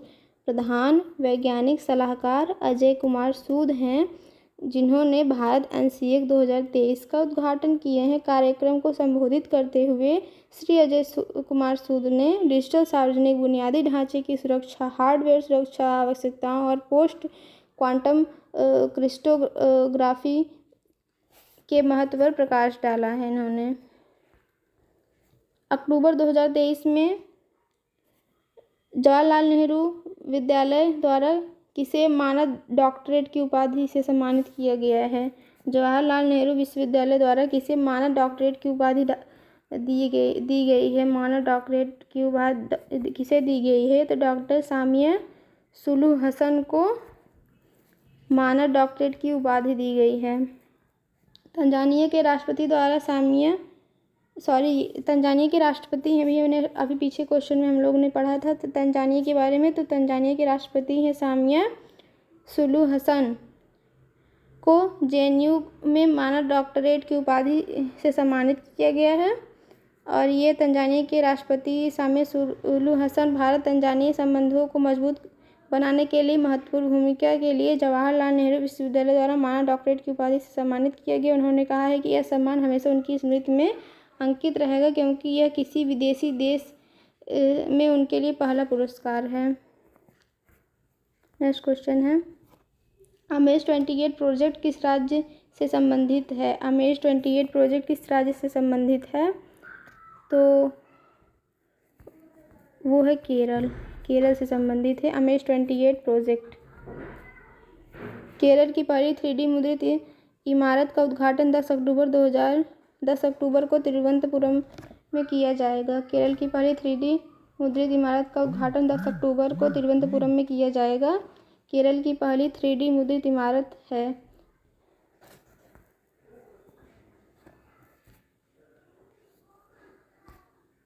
नेक्स्ट क्वेश्चन है, हाल ही में इंटेलिजेंट शिकायत मॉनिटरिंग सिस्टम 2.0 लोक शिकायत पोर्टल किसने लॉन्च किया है? इंटेलिजेंट शिकायत मॉनिटरिंग सिस्टम 2.0 लोक शिकायत पोर्टल किसने लॉन्च किया है? लोक शिकायत पोर्टल जो है वो डॉक्टर जितेंद्र सिंह ने लॉन्च किया है। और डॉक्टर जितेंद्र सिंह ने इंटेलिजेंट शिकायत मॉनिटरिंग सिस्टम IGMS 2.0 सार्वजनिक शिकायत पोर्टल और ट्री डैशबोर्ड में स्वचालित विश्लेषण लॉन्च किया है। DARPG अखिल भारतीय एकीकृत सेवा वितरण पोर्टल को बढ़ावा देने के लिए सार्वजनिक शिकायतों में लंबित मामले को कम करने के लिए सार्वजनिक शिकायतों के प्रभावी निवारण के लिए AI उभरती प्रौद्योगिकी को अपनाने, टिकाऊ प्रथाओं को बढ़ावा देने और कार्यालय में स्वच्छता और कुशल रिकॉर्ड प्रबंधन सुनिश्चित करने का काम कर रहा है। नेक्स्ट क्वेश्चन है, बिहार बिजनेस कनेक्ट का आयोजन किस स्थान पर किया गया है? बिहार बिजनेस कनेक्ट का आयोजन किस स्थान पर किया गया है? तो यह बेंगलुरु में। बेंगलुरु में बिहार बिजनेस कनेक्ट का आयोजन किया गया है। बिहार सरकार ने बेंगलुरु में बिहार बिजनेस कनेक्ट का आयोजन किया है और ये इन्वेस्टमेंट समिट के सफल आयोजन के साथ एक महत्वपूर्ण उपलब्धि हासिल की है। इस शिखर सम्मेलन ने राज्य के निवेश के अवसरों को बढ़ावा देने के लिए एक महत्वपूर्ण मंच के रूप में कार्य किया है। बिहार सरकार ने औद्योगिक क्षेत्र के समग्र विकास के लिए सुनिश्चित करने के लिए लगातार बैंकों और वित्तीय संस्थानों के साथ संपर्क करने की कोशिश की है। नेक्स्ट क्वेश्चन है, GCC सेटअप में बेंगलुरु को पछाड़कर कौन सा शहर वैश्विक IT सेवा पावर हाउस के रूप में उभरा है? GCC सेटअप में बेंगलुरु को पछाड़कर बेंगलुरु को पीछे कर दिया है। कौन सा शहर है IT सेवा पावर हाउस में उभरा है? तो ये है हैदराबाद। हैदराबाद बेंगलुरु को पीछे छोड़ दिया है IIT सेवा पावर हाउस। GCC सेटअप में बेंगलुरु को पछाड़कर हैदराबाद वैश्विक IT सेवा पावर हाउस के रूप में उभरा है। एवरेस्ट ग्रुप के अनुसार हैदराबाद भारत ने अपने असाधारण प्रतिभा, उन्नत तकनीकी बुनियादी ढांचे और मजबूत सरकारी समर्थन से प्रेरित होकर के एक प्रमुख वैश्विक सेवा गंतव्य के रूप में अपनी स्थिति मजबूत की है। ऐतिहासिक रूप से 1990 के दशक से बेंगलुरु का भारत में वैश्विक सेवा वितरण परिदृश्य पर दबदबा रहा है। हालांकि दिल्ली, NCR, मुंबई और पुणे जैसे अन्य Tier 1 भारतीय शहरों के साथ हैदराबाद इस क्षेत्र के विकास में महत्वपूर्ण प्रगति कर रहा है। नेक्स्ट क्वेश्चन है, मानसिक स्वास्थ्य और परामर्श के लिए टेली तकनीक का उपयोग करने के लिए किस राज्य ने पुरस्कार जीता है? मानसिक स्वास्थ्य और परामर्श के लिए टेली तकनीक का उपयोग करने के लिए किस राज्य ने पुरस्कार जीता है? तो उत्तर प्रदेश ने जीता है। उत्तर प्रदेश को मानसिक स्वास्थ्य और परामर्श के लिए टेली तकनीक का उपयोग करने के लिए पुरस्कार मिला है। राष्ट्रीय मानसिक स्वास्थ्य दिवस पर मानसिक स्वास्थ्य और परामर्श के लिए टेली तकनीक का उपयोग कर टेलीमेडिसिन के संचालन में यूपी को तीसरा पुरस्कार मिला है। और यह पुरस्कार जो है वो स्वास्थ्य एवं परिवार कल्याण मंत्रालय, भारत सरकार द्वारा दिया गया है। और राष्ट्रीय स्वास्थ्य मिशन उत्तर प्रदेश की मिशन निदेशक डॉक्टर पिंकी जोवल ने यह पुरस्कार प्राप्त किया है। National tele mental health programme को राष्ट्रीय स्तर पर बड़ी संख्या में कॉल प्राप्त हुई है। National tele mental health programme का उद्घाटन विश्व मानसिक स्वास्थ्य दिवस के अवसर पर 10 अक्टूबर विश्व मानसिक स्वास्थ्य दिवस कब होता है? 10 अक्टूबर 2022 को स्वास्थ्य और परिवार कल्याण मंत्रालय द्वारा किया गया था। नेक्स्ट क्वेश्चन है, पवन सहरावत को खबरों में देखा गया उनका संबंध। पवन सहरावत का संबंध कबड्डी से है, कबड्डी खेल से है। पवन सहरावत का संबंध मुंबई में 9-10 अक्टूबर को प्रो कबड्डी लीग PKL की खिलाड़ियों की नीलामी के दौरान 12 फ्रेंचाइजियों में लगभग 118 खिलाड़ियों की नीलामी की और प्रो कबड्डी लीग नीलामी में तेलुगु टाइटंस के पवन सहरावत के लिए 2.6 करोड़ रुपए सबसे अधिक बोली लगी है। नेक्स्ट क्वेश्चन है, विश्व दृष्टि दिवस कब मनाया जाता है? विश्व दृष्टि दिवस 12 अक्टूबर को मनाया जाता है विश्व दृष्टि दिवस।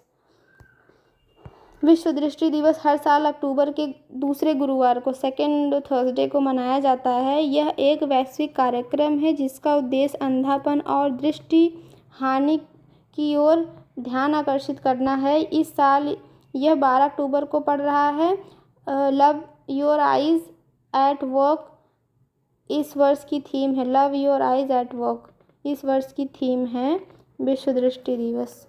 12 अक्टूबर को मनाया जाता है love your eyes at work. Cabinet ने हाल ही में एक स्वायत्त निकाय की स्थापना को मंजूरी दी है। इसका क्या नाम है? स्वायत्त निकाय की स्थापना को मंजूरी दी है, इसका क्या नाम है? तो हमारा युवा भारत। हमारा भी युवा भारत जो है एक स्वायत्त निकाय की स्थापना हुई है, उसका नाम है हमारा युवा भारत। माय भारत युवा विकास और युवा नेतृत्व वाले विकास के लिए प्रौद्योगिकी द्वारा संचालित एक व्यापक सक्षम तंत्र है। यह युवाओं को उनकी आकांक्षाओं को सरकार और सरकार के पूरे दायरे में विकसित भारत का निर्माण करने के लिए समान पहुंच प्रदान करेगा। माय भारत का प्राथमिक उद्देश्य इसे युवाओं के विकास के लिए एक संपूर्ण सरकारी मंच बनाना है। माय भारत में 15 से 29 साल के युवाओं को फ़ायदा होगा और माय भारत की स्थापना से युवाओं के नेतृत्व में विकास होगा और युवा आकांक्षाओं और सामुदायिक आवश्यकताओं के बीच बेहतर तालमेल होगा। मौजूदा कार्यक्रम अभिसरण माध्यम से दक्षता बढ़ेगी और युवा लोगों और मंत्रालयों के लिए वन स्टॉप शॉप के रूप में कार्य किया जाएगा। नेक्स्ट क्वेश्चन है, लैंडस्केप और बागवानी एक्सपो 2023 का 16वां संस्करण किस राज्य में आयोजित किया जाएगा? लैंडस्केप और बागवानी एक्सपो जो है वो किस स्थान पर आयोजित किया जाएगा? 16वां संस्करण है, मुंबई में आयोजित किया जाएगा। अभिनेत्री वर्षा उसगांवकर ने मुंबई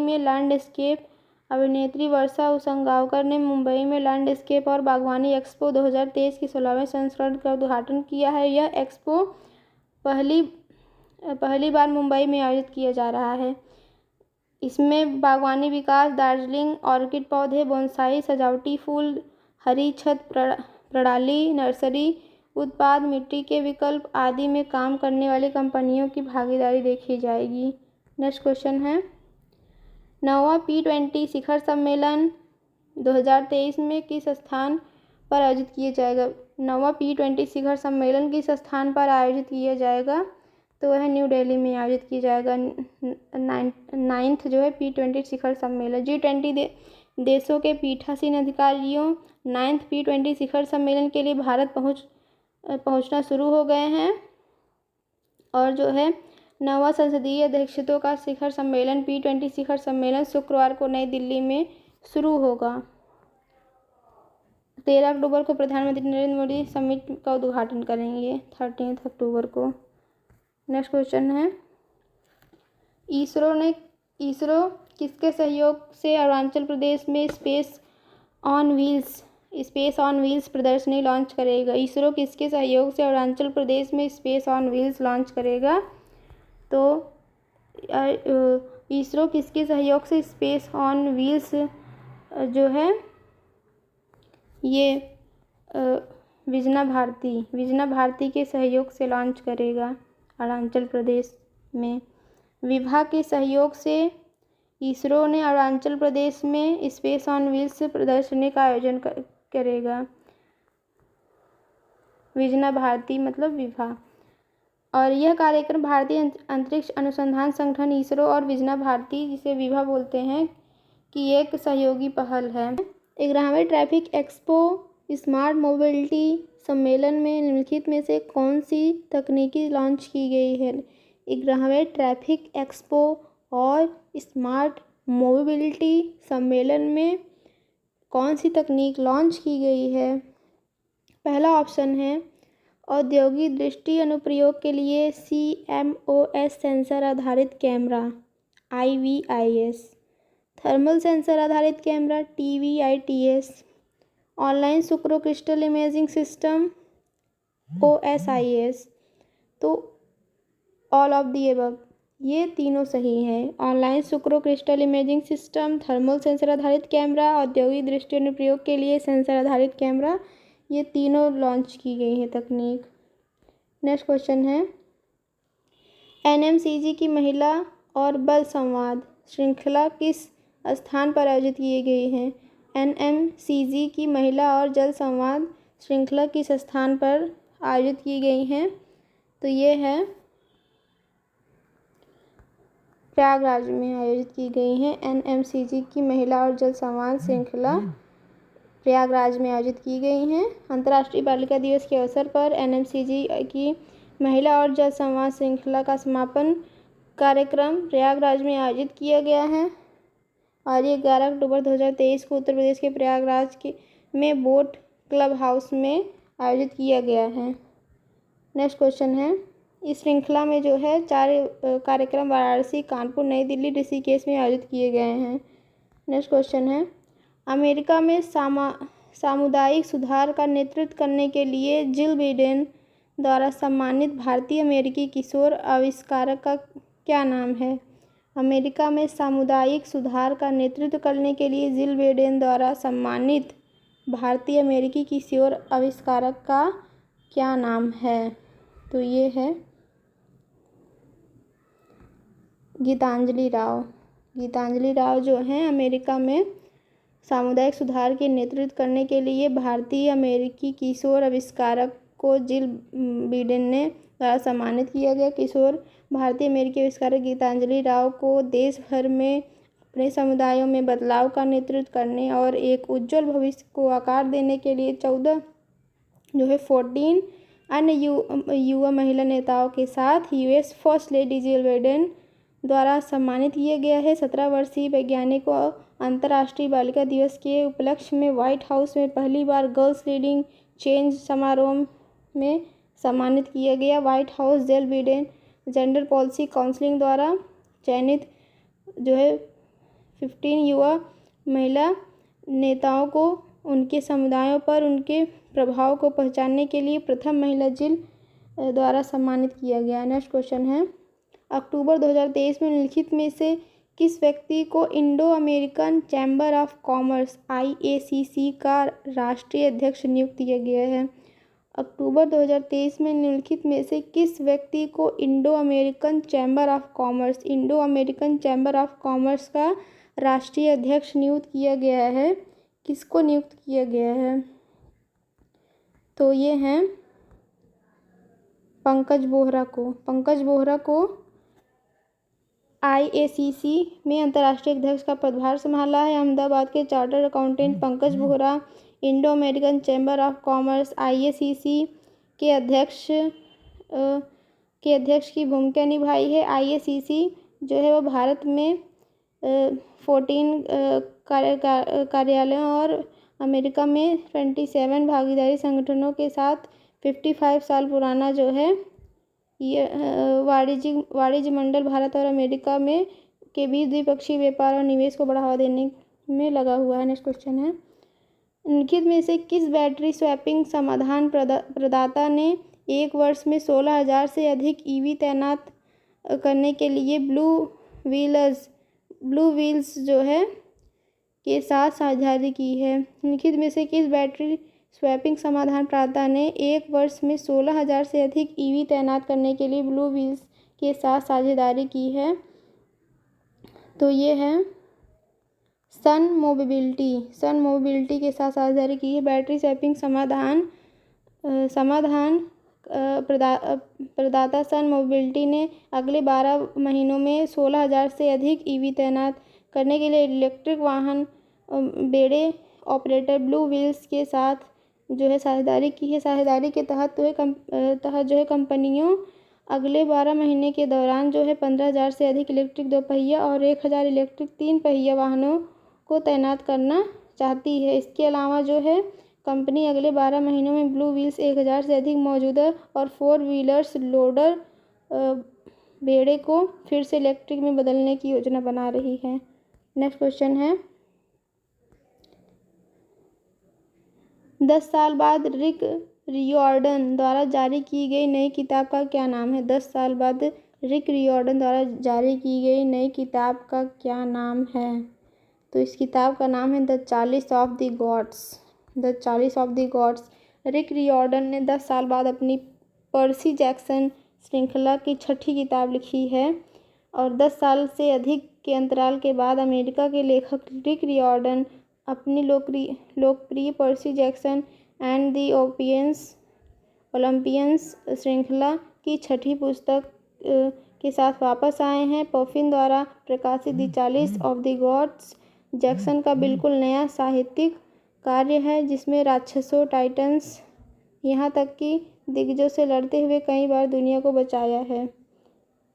नेक्स्ट क्वेश्चन है मिशन इंद्रधनुष 5.0 IMI 5.0 इसे जो है कब तक जो है खसरा और रूबेला उन्मूलन हासिल करने के उद्देश्य से लॉन्च किया गया है? मिशन इंद्रधनुष जो है कब तक जो है खसरा और रूबेला उन्मूलन हासिल करने के लिए लॉन्च किया गया है? तो ये है 2023 तक। केंद्रीय स्वास्थ्य और परिवार कल्याण मंत्रालय के नेतृत्व में एक प्रमुख नियमित टीकाकरण अभियान गहन मिशन इंद्रधनुष 5.0 14 अक्टूबर को अपना तीसरा दौरा समाप्त करने के लिए तैयार है। स्वास्थ्य और परिवार कल्याण मंत्रालय की प्रेस विज्ञप्ति के अनुसार यह अभियान जो है एक सुनिश्चित करने में महत्वपूर्ण भूमिका निभाता है कि नियमित टीकाकरण सेवाएं उन बच्चों और गर्भवती महिलाओं तक पहुँचे जो पहले टीकाकरण कार्यालय से चूक गए थे और बाहर हो गए थे। IMI 5.0 एक उल्लेखनीय बदलाव का प्रतिनिधित्व करता है क्योंकि ये पहली बार है कि यह अभियान भारत के सभी जिलों में चलाया जा रहा है। इसमें 5 वर्ष तक के बच्चे भी शामिल होंगे। पिछला अभियान 2 वर्ष तक के बच्चों के लिए सीमित था। IMI 5.0 का प्राथमिक लक्ष्य राष्ट्रीय टीकाकरण अनुसूची NIS के बाद यूनिवर्सल टीकाकरण अभियान UIP के तहत प्रदान किए गए सभी टीकों के लिए टीकाकरण कवरेज को बढ़ाना है। नेक्स्ट क्वेश्चन है academy of motion pictures arts and sciences library द्वारा निम्नलिखित में से किस फिल्म की स्क्रिप्ट मांगी गई है? Academy of motion pictures arts and sciences library द्वारा निम्नलिखित में से किस फिल्म की स्क्रिप्ट मांगी गई है? तो ये है द वैक्सीन वॉर की स्क्रिप्ट मांगी गई है। फिल्म निर्माता विवेक अग्निहोत्री ने एक ईमेल की स्क्रीनशॉट साझा किया है कि उन्होंने द वैक्सीन वॉर की स्क्रिप्ट के लिए academy of motion pictures arts and sciences library से अनुरोध मिला है। द वैक्सीन वॉर ने भारतीय जैव वैज्ञानिकों और विदेशी टीकों के बारे में कुछ अध्याय खोले हैं। यह फिल्म कोविड-19 महामारी के अनिश्चित समय के दौरान चिकित्सकों और वैज्ञानिकों के समर्पण को भी श्रद्धांजलि देती है। फिल्म में वैज्ञानिकों और 130 करोड़ लोगों की विजय की कहानी बताई गई है जिन्होंने कोविड-19 युग में लड़ाई लड़ी। हाल ही में प्रधानमंत्री नरेंद्र मोदी ने रिलीज हुई फिल्म द वैक्सीन वॉर के निर्माताओं को वैज्ञानिकों और विज्ञान के महत्व को उजागर करने के लिए बधाई दी है। नेक्स्ट क्वेश्चन है 2023 में IOC अध्यक्ष जो है किसने जो है मुंबई में कार्यकारी बोर्ड की बैठक की अध्यक्षता की है? IOC अध्यक्ष कौन है जो कि मुंबई में कार्यकारी बोर्ड की अध्यक्षता किए हैं? तो ये हैं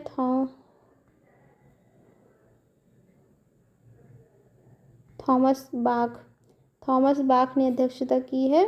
IOC के अध्यक्ष थॉमस बाख ने मुंबई में कार्यकारी बोर्ड के बैठक की अध्यक्षता की है। अंतर्राष्ट्रीय ओलंपिक समिति IOC के अध्यक्ष थॉमस बाख जो है IOC के कार्यकारी बैठक की अध्यक्षता कर रहे हैं जो मुंबई के जियो वर्ल्ड कन्वेंशन सेंटर में चल रही है।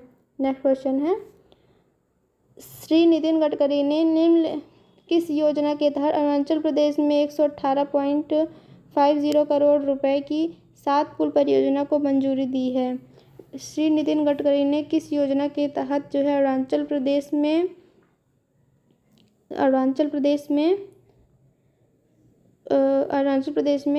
वो 118.5 श्री नितिन गडकरी ने किस योजना के तहत अरुणाचल प्रदेश में 118.50 करोड़ रुपए की 7 पुल जो है ब्रिज जो है परियोजना को मंजूरी दी है? सड़क और परिवहन मंत्री नितिन गडकरी ने किस योजना के तहत अरुणाचल प्रदेश में 118.50 करोड़ रुपए की 7 पुल की परियोजना को मंजूरी दी है? तो ये है सेतु बंधन योजना। सेतु बंधन योजना है ये, जिसको मंजूरी मिली है। नेक्स्ट क्वेश्चन है, ग्लोबल हंगर इंडेक्स 2023 में भारत की रैंकिंग क्या है? तो वो है 111 भारत की रैंकिंग है। ग्लोबल हंगर इंडेक्स में भारत का स्थान जो है 4 स्थान फिसल करके 111वें स्थान पर आ गए, जो कि 125 देशों में से है। पिछले साल 2022 में भारत जो है वो 107वें स्थान पर भारत की रैंक थी, लेकिन तब जो है अब इस साल 2023 में 125 कंट्रीज़ पार्टिसिपेट किए हैं और 2022 में 121 कंट्रीज़ शामिल हुई थी, जिसमें भारत का स्थान 107 था। और इस बार 2023 में 125 देशों में से 111वें स्थान पे है और 2022 में भारत जो है 121 देशों में से 107 स्थान पर था। भारत जो है 111वें स्थान पर है इस बार। दक्षिण अफ्रीका और सहारा के दक्षिण में अफ्रीका की दुनिया से क्षेत्र जहां भूख का स्तर सबसे अधिक है, दक्षिण अफ्रीका। नेक्स्ट क्वेश्चन है, राष्ट्रीय सिनेमा दिवस किस संगठन द्वारा स्थापित किया जाता है? राष्ट्रीय सिनेमा दिवस जो है किस संस्था द्वारा स्थापित किया जाता है? तो ये है multiplex association of India. Multiplex association of India के द्वारा जो है राष्ट्रीय सिनेमा दिवस स्थापित किया जाता है, जो कि 13 अक्टूबर को मनाया जाता है। और यहाँ पर जो है पूरे देश में 40,000 स्क्रीन से अधिक भाग ले रहे हैं। और राष्ट्रीय सिनेमा दिवस जो है वो 13 अक्टूबर को मनाया जाता है। पिछले साल जो है सिनेमा दिवस 23 सितंबर को आयोजित किया गया था। नेक्स्ट क्वेश्चन है, दिल्ली में 12वीं CGD बोली किसने शुरू की है? दिल्ली में 12वीं CGD बोली हरदीप सिंह पुरी ने शुरू की है। 12वीं CGD बोली दौर मिजोरम, अंडमान निकोबार और लक्षद्वीप को छोड़कर लगभग पूरे देश को कवर करता है। और यह नेटवर्क 5 राज्यों और 2 केंद्र शासित प्रदेशों में फैलेगा और जो है 92 जिलों में डिस्ट्रिक्ट्स में को कवर करेगा। नेक्स्ट क्वेश्चन है, सत्यजीत रे उत्कृष्ट फिल्म लाइफ टाइम पुरस्कार से किसे सम्मानित किया गया है? सत्यजीत रे लाइफ टाइम पुरस्कार से किसे सम्मानित किया गया है? तो माइकल डगलस को सम्मानित किया गया है। सत्यजीत रे excellence in the life time award से सम्मानित किया गया है। केंद्रीय सूचना और प्रसारण मंत्री अनुराग सिंह ठाकुर ने कहा है कि भारत हॉलीवुड अभिनेता प्रसिद्ध हॉलीवुड अभिनेता जो हैं और निर्माता माइकल डगलस को गोवा के 54वें भारतीय राष्ट्रीय फिल्म महोत्सव IFFI में प्रतिष्ठित सत्यजीत रे excellence in film life time award से सम्मानित किया गया है।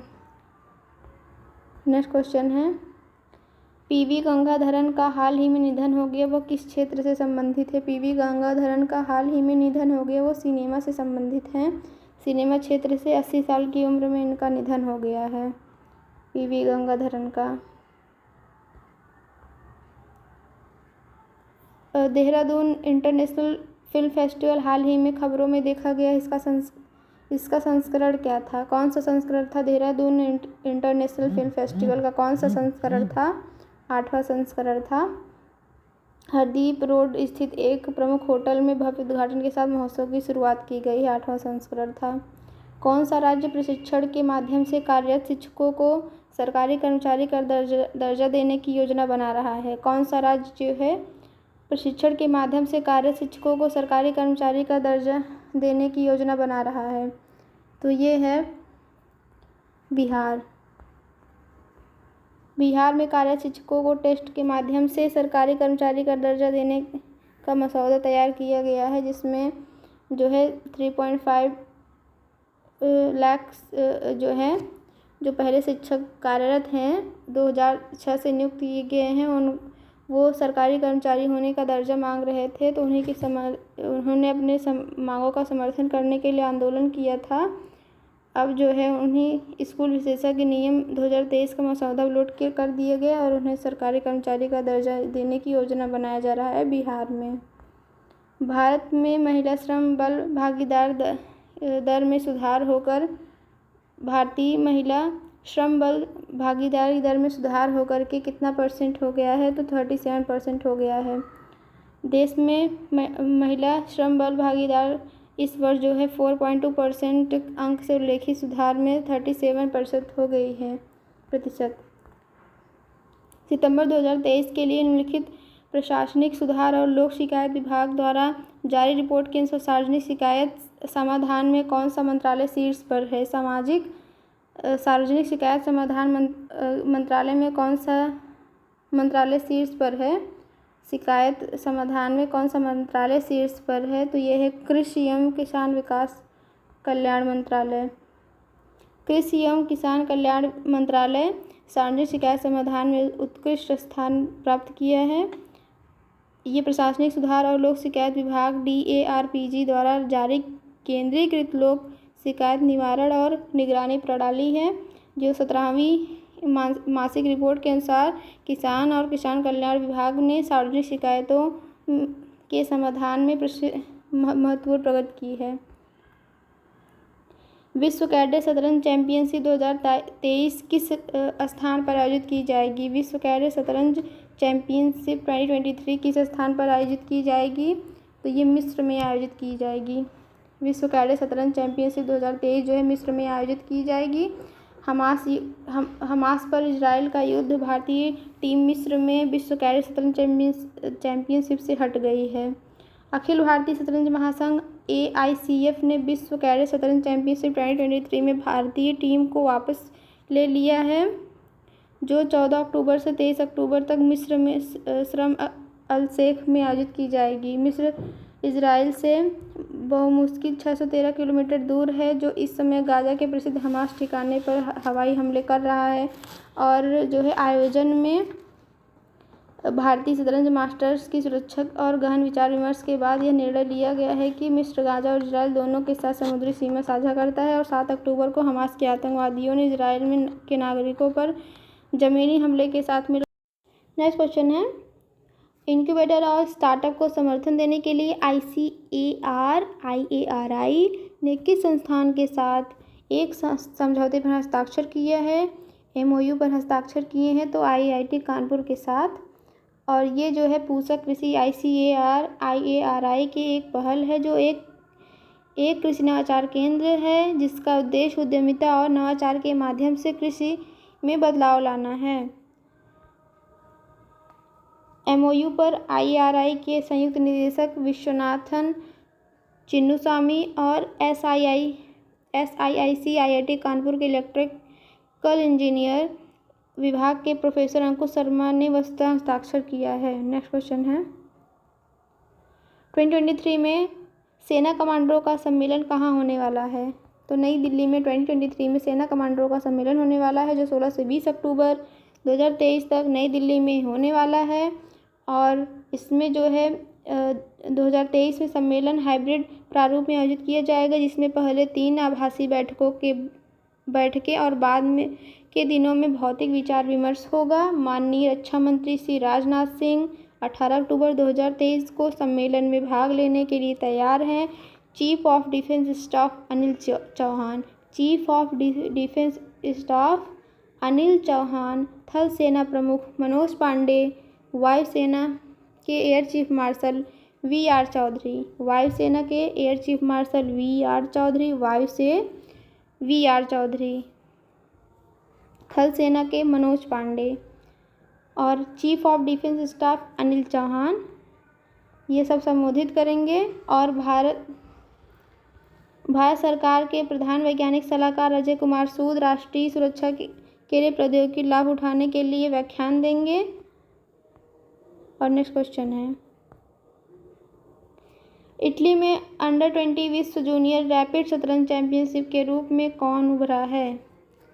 तो ये है इटली में अंडर-20 विश्व जूनियर रैपिड शतरंज चैंपियन के रूप में रौनक साधवानी उभरे हैं। महाराष्ट्र के नागपुर के 17 वर्षीय रौनक साधवानी इटली में अंडर-20 विश्व जूनियर रैपिड शतरंज चैंपियन बने हैं। रौनक टूर्नामेंट में भाग लेने में सफल रहे और 2 हार के साथ उनकी शुरुआत खराब रही। हालांकि उन्होंने जोरदार वापसी करते हुए 8 राउंड जीते हैं और 1 ड्रॉ खेला है, खिताब सुरक्षित किया है। नेक्स्ट क्वेश्चन है, फोकस दक्षिण एशिया अनुभाग में जियो मामी मुंबई अंतर्राष्ट्रीय विश्व फिल्म महोत्सव में किस फिल्म का दक्षिण एशिया प्रीमियर होने वाला है? फोकस दक्षिण एशिया अनुभाग में जियो मामी मुंबई अंतर्राष्ट्रीय फिल्म महोत्सव में किस फिल्म का दक्षिण एशिया प्रीमियर होने वाला है? तो ये है साहिला फिल्म जो है दक्षिण एशिया प्रीमियर जियो मामी मुंबई इंटरनेशनल फिल्म फेस्टिवल में फोकस साउथ एशिया सेक्शन में होने वाला है। यह फिल्म जो है एक ऑस्ट्रेलिया उत्पादन है जो कि पश्चिमी सिडनी के जीवंत भारतीय समुदाय पर आधारित है। यह एक समलैंगिक व्यक्ति और उसकी पत्नी के बीच की प्रेम कहानी है। फिल्म का निर्माण पिक्चर्स वर्क ऑस्ट्रेलिया के तैयब मदनी और भारत के एलेनार फिल्म की राधिका लबू ने पुष्पा द राइज के निर्माता मैथिली मूवी मेकर्स के सहयोग से किया है। यह एबी इंटरनेशनल फिल्म्स द्वारा सह निर्मित और देव पटेल और जसप्रीत कौर द्वारा निर्मित कार्यकारी भी हैं। नेक्स्ट क्वेश्चन है, आबू धाबी में आयोजित international council of archives ICA Congress का विषय क्या है? आबू धाबी में आयोजित international council on archives Congress का जो है विषय क्या है? तो इसका विषय है ज्ञान समाजों को समृद्ध करना। International council on archives ICA का जो है विषय है समृद्ध ज्ञान समाजों को समृद्ध करना। UAE independent climate change accelerators की अध्यक्षता और CEO शेखा सम्मा बिन्त सुल्तान बिन खलीफा अल नहयान ने जो है UAE independent climate change accelerators की अध्यक्ष और CEO शेखा अम्मा बिन्त सुल्तान बिन खलीफा अल नहयान ने ज्ञान समाजों को आकार देने में संग्रह के महत्व पर जोर दिया है। सांस्कृतिक और ऐतिहासिक विरासत की सुरक्षा के लिए विशेषज्ञों और पूरा लेखपालों की सराहना की है। नेक्स्ट क्वेश्चन है, हाल ही में किस भारतीय राज्य ने महिलाओं को सशक्त बनाने और उनकी सुरक्षा और आत्मनिर्भरता को बढ़ावा देने के लिए मिशन शक्ति 4.0 लॉन्च किया है? मिशन शक्ति 4.0 की कौन से राज्य ने स्टार्ट किया है? तो ये है उत्तर प्रदेश। मुख्यमंत्री योगी आदित्यनाथ ने अपने सरकारी आवास से मिशन शक्ति के चौथे चरण का शुभारंभ किया है। मिशन का उद्देश्य महिलाओं की सुरक्षा, सम्मान और आत्मनिर्भरता के प्रति समर्पित प्रयास करना है। महिला सशक्तिकरण के लिए एक रैली का आयोजन किया गया है जिसका समापन राजधानी शहर में 1090 चौराहे पर हुआ। नेक्स्ट क्वेश्चन है, 2050 तक विकसित देशों के लिए कार्बन तटस्थता के संबंध में भारत का वास्तविक रुख क्या है? 2050 तक जो है विकसित देशों के लिए कार्बन तटस्थता के संबंध में भारत का वास्तविक रुख क्या है? तो भारत 2050 तक जो है कार्बन नकारात्मक की वकालत करेगा। 2050 तक भारत में कार्बन जो है नहीं रहेगा। नेक्स्ट क्वेश्चन है, निम्नलिखित में किस क्रिकेटर ने हाल ही में अक्टूबर 2023 में पेशेवर क्रिकेटर से संन्यास की घोषणा की है? निम्नलिखित में से किस क्रिकेटर ने हाल ही में अक्टूबर 2023 में पेशेवर क्रिकेट से संन्यास की घोषणा की है? तो ये हैं एलिस्टर कुक ने संन्यास की घोषणा की है। नेक्स्ट क्वेश्चन है, रेल मंत्रालय के तहत किन 2 केंद्रीय सार्वजनिक क्षेत्र उद्यमों CPSC को विश्व मंत्रालय द्वारा नवरत्न का दर्जा दिया गया है? रेल मंत्रालय के तहत किन 2 केंद्रीय सार्वजनिक क्षेत्र उद्यमों को वित्त मंत्रालय द्वारा नवरत्न का दर्जा दिया गया है? 2 उद्यमों को नवरत्न का दर्जा दिया गया है, तो ये है IRCON और RITES लिमिटेड।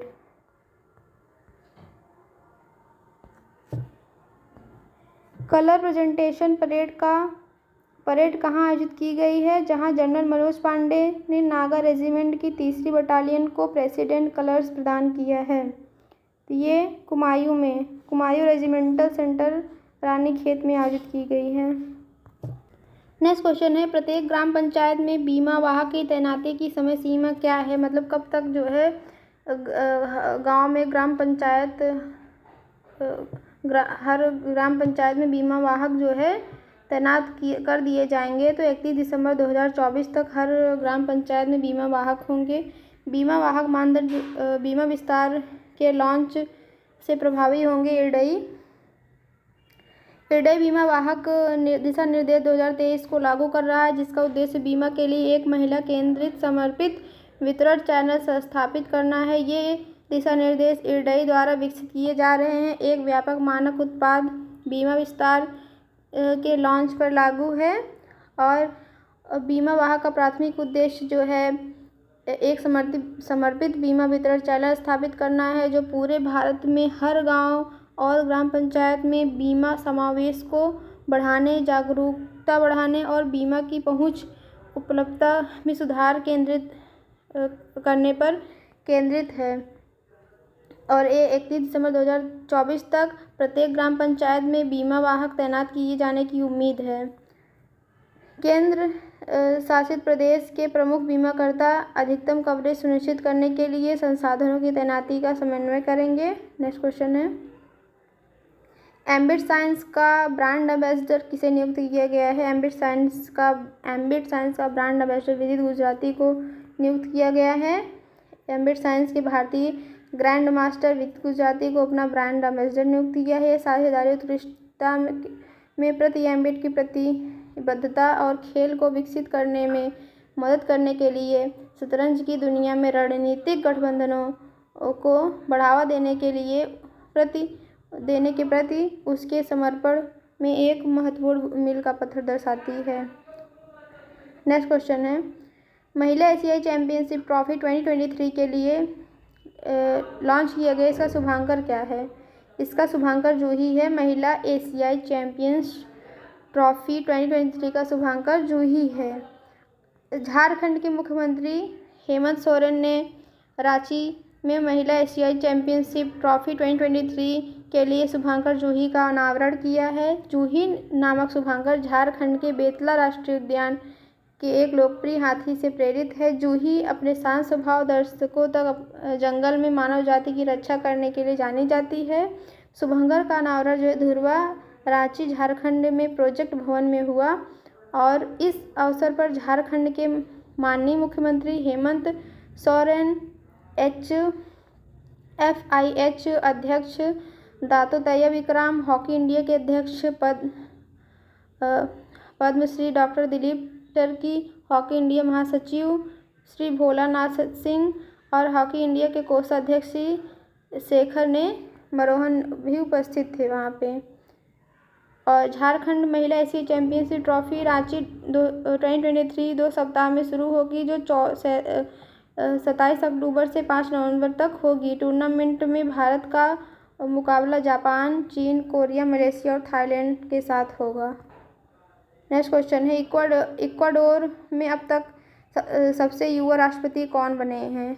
इक्वाडोर में सबसे युवा राष्ट्रपति अब तक बने हैं डेनियल नोबोआ। कुल वोट जो है इनको 52.29% के साथ अपवाह चुनाव जीतने के बाद डेनियल नोबोआ इक्वाडोर के सबसे कम उम्र के राष्ट्रपति बन जाएंगे। उनके प्रतिद्वंदी हैं लुइसा गोंजालेस, जिन्होंने अपनी हार स्वीकार कर ली है और नए राष्ट्रपति को अपना समर्थन देने का वादा किया है। नेक्स्ट क्वेश्चन है, 18वां वियतनाम संयुक्त आयोग कहाँ आयोजित किया हुआ है? 18वां भारत वियतनाम संयुक्त आयोग कहाँ आयोजित हुआ है? ये आयोजित हुआ है हनोई में। विदेश मंत्री एस जयशंकर ने हनोई में 18वें भारत वियतनाम संयुक्त आयोग की बैठक की सह-अध्यक्षता की है। बैठक की सह-अध्यक्षता में विदेश मंत्री डॉक्टर एस जयशंकर, उनके वियतनामी समकक्ष बुइन थान सोन ने की। चर्चा में राजनीतिक, रक्षा और समुद्री सुरक्षा, न्यायिक, व्यापार और निवेश, ऊर्जा विकास, शिक्षा और प्रशिक्षण, विज्ञान और प्रौद्योगिकी और सांस्कृतिक डोमेन में सहयोग शामिल था। नेक्स्ट क्वेश्चन है, रक्षा मंत्रालय INS व्यास के मिड लाइफ अपग्रेड और रीपावरिंग के लिए किसके साथ अनुबंध पर हस्ताक्षर किए हैं? रक्षा मंत्रालय INS व्यास के मिड लाइफ अपग्रेड और रीपावरिंग के लिए किसके साथ अनुबंध हुए हैं? तो ये है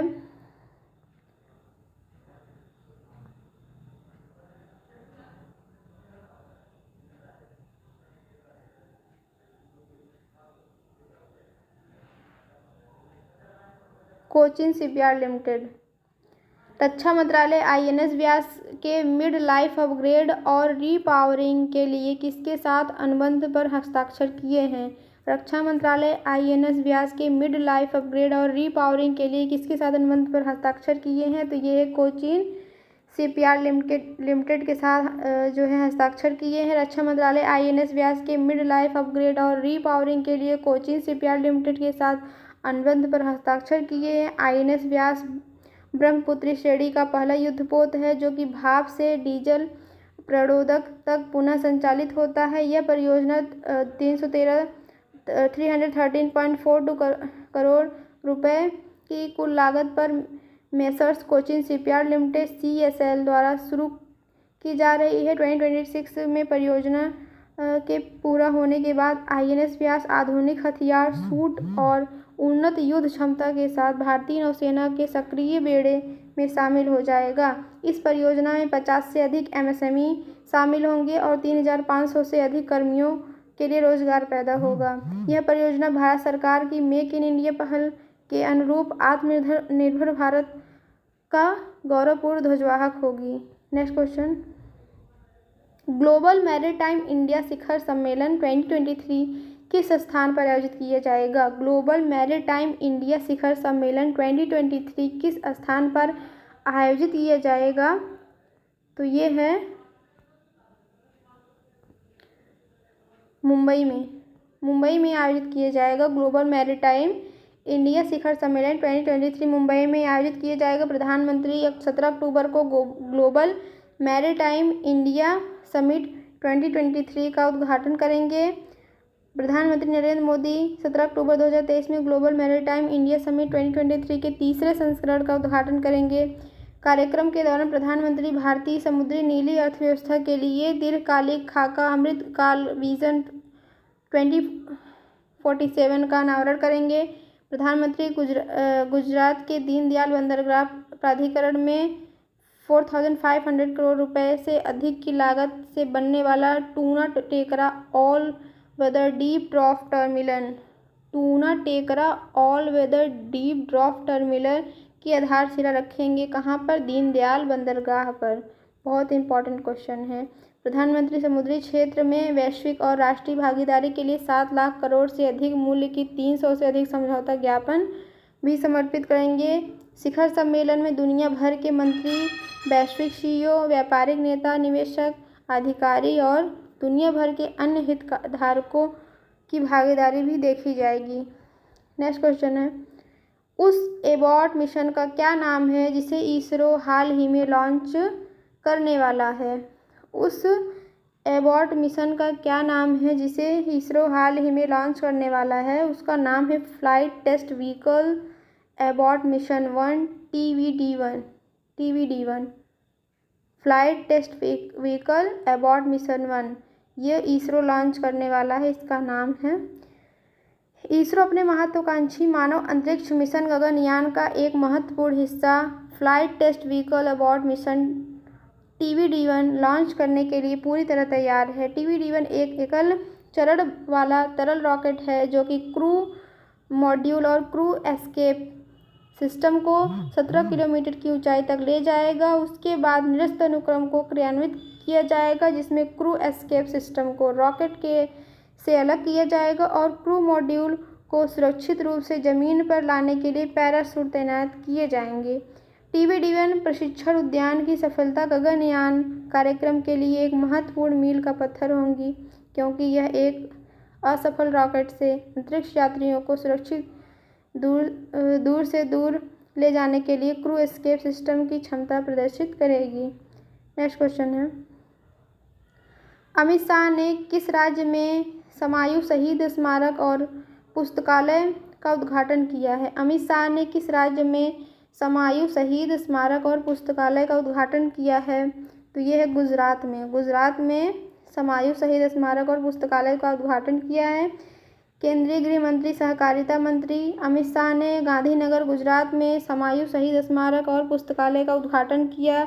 आज़ादी का अमृत महोत्सव के दौरान प्रधानमंत्री श्री नरेंद्र मोदी जी ने देश भर में अनगिनत गुमनाम शहीदों के स्मारक बनाने की पहल शुरू की है, जिन्होंने 1857 से 1947 तक 90 वर्षों के स्वतंत्रता संग्राम में अपने जीवन का बलिदान दिया है और उनके इतिहास को पुनर्जीवित किया ताकि युवा की नई पीढ़ी उनसे प्रेरणा ले सके।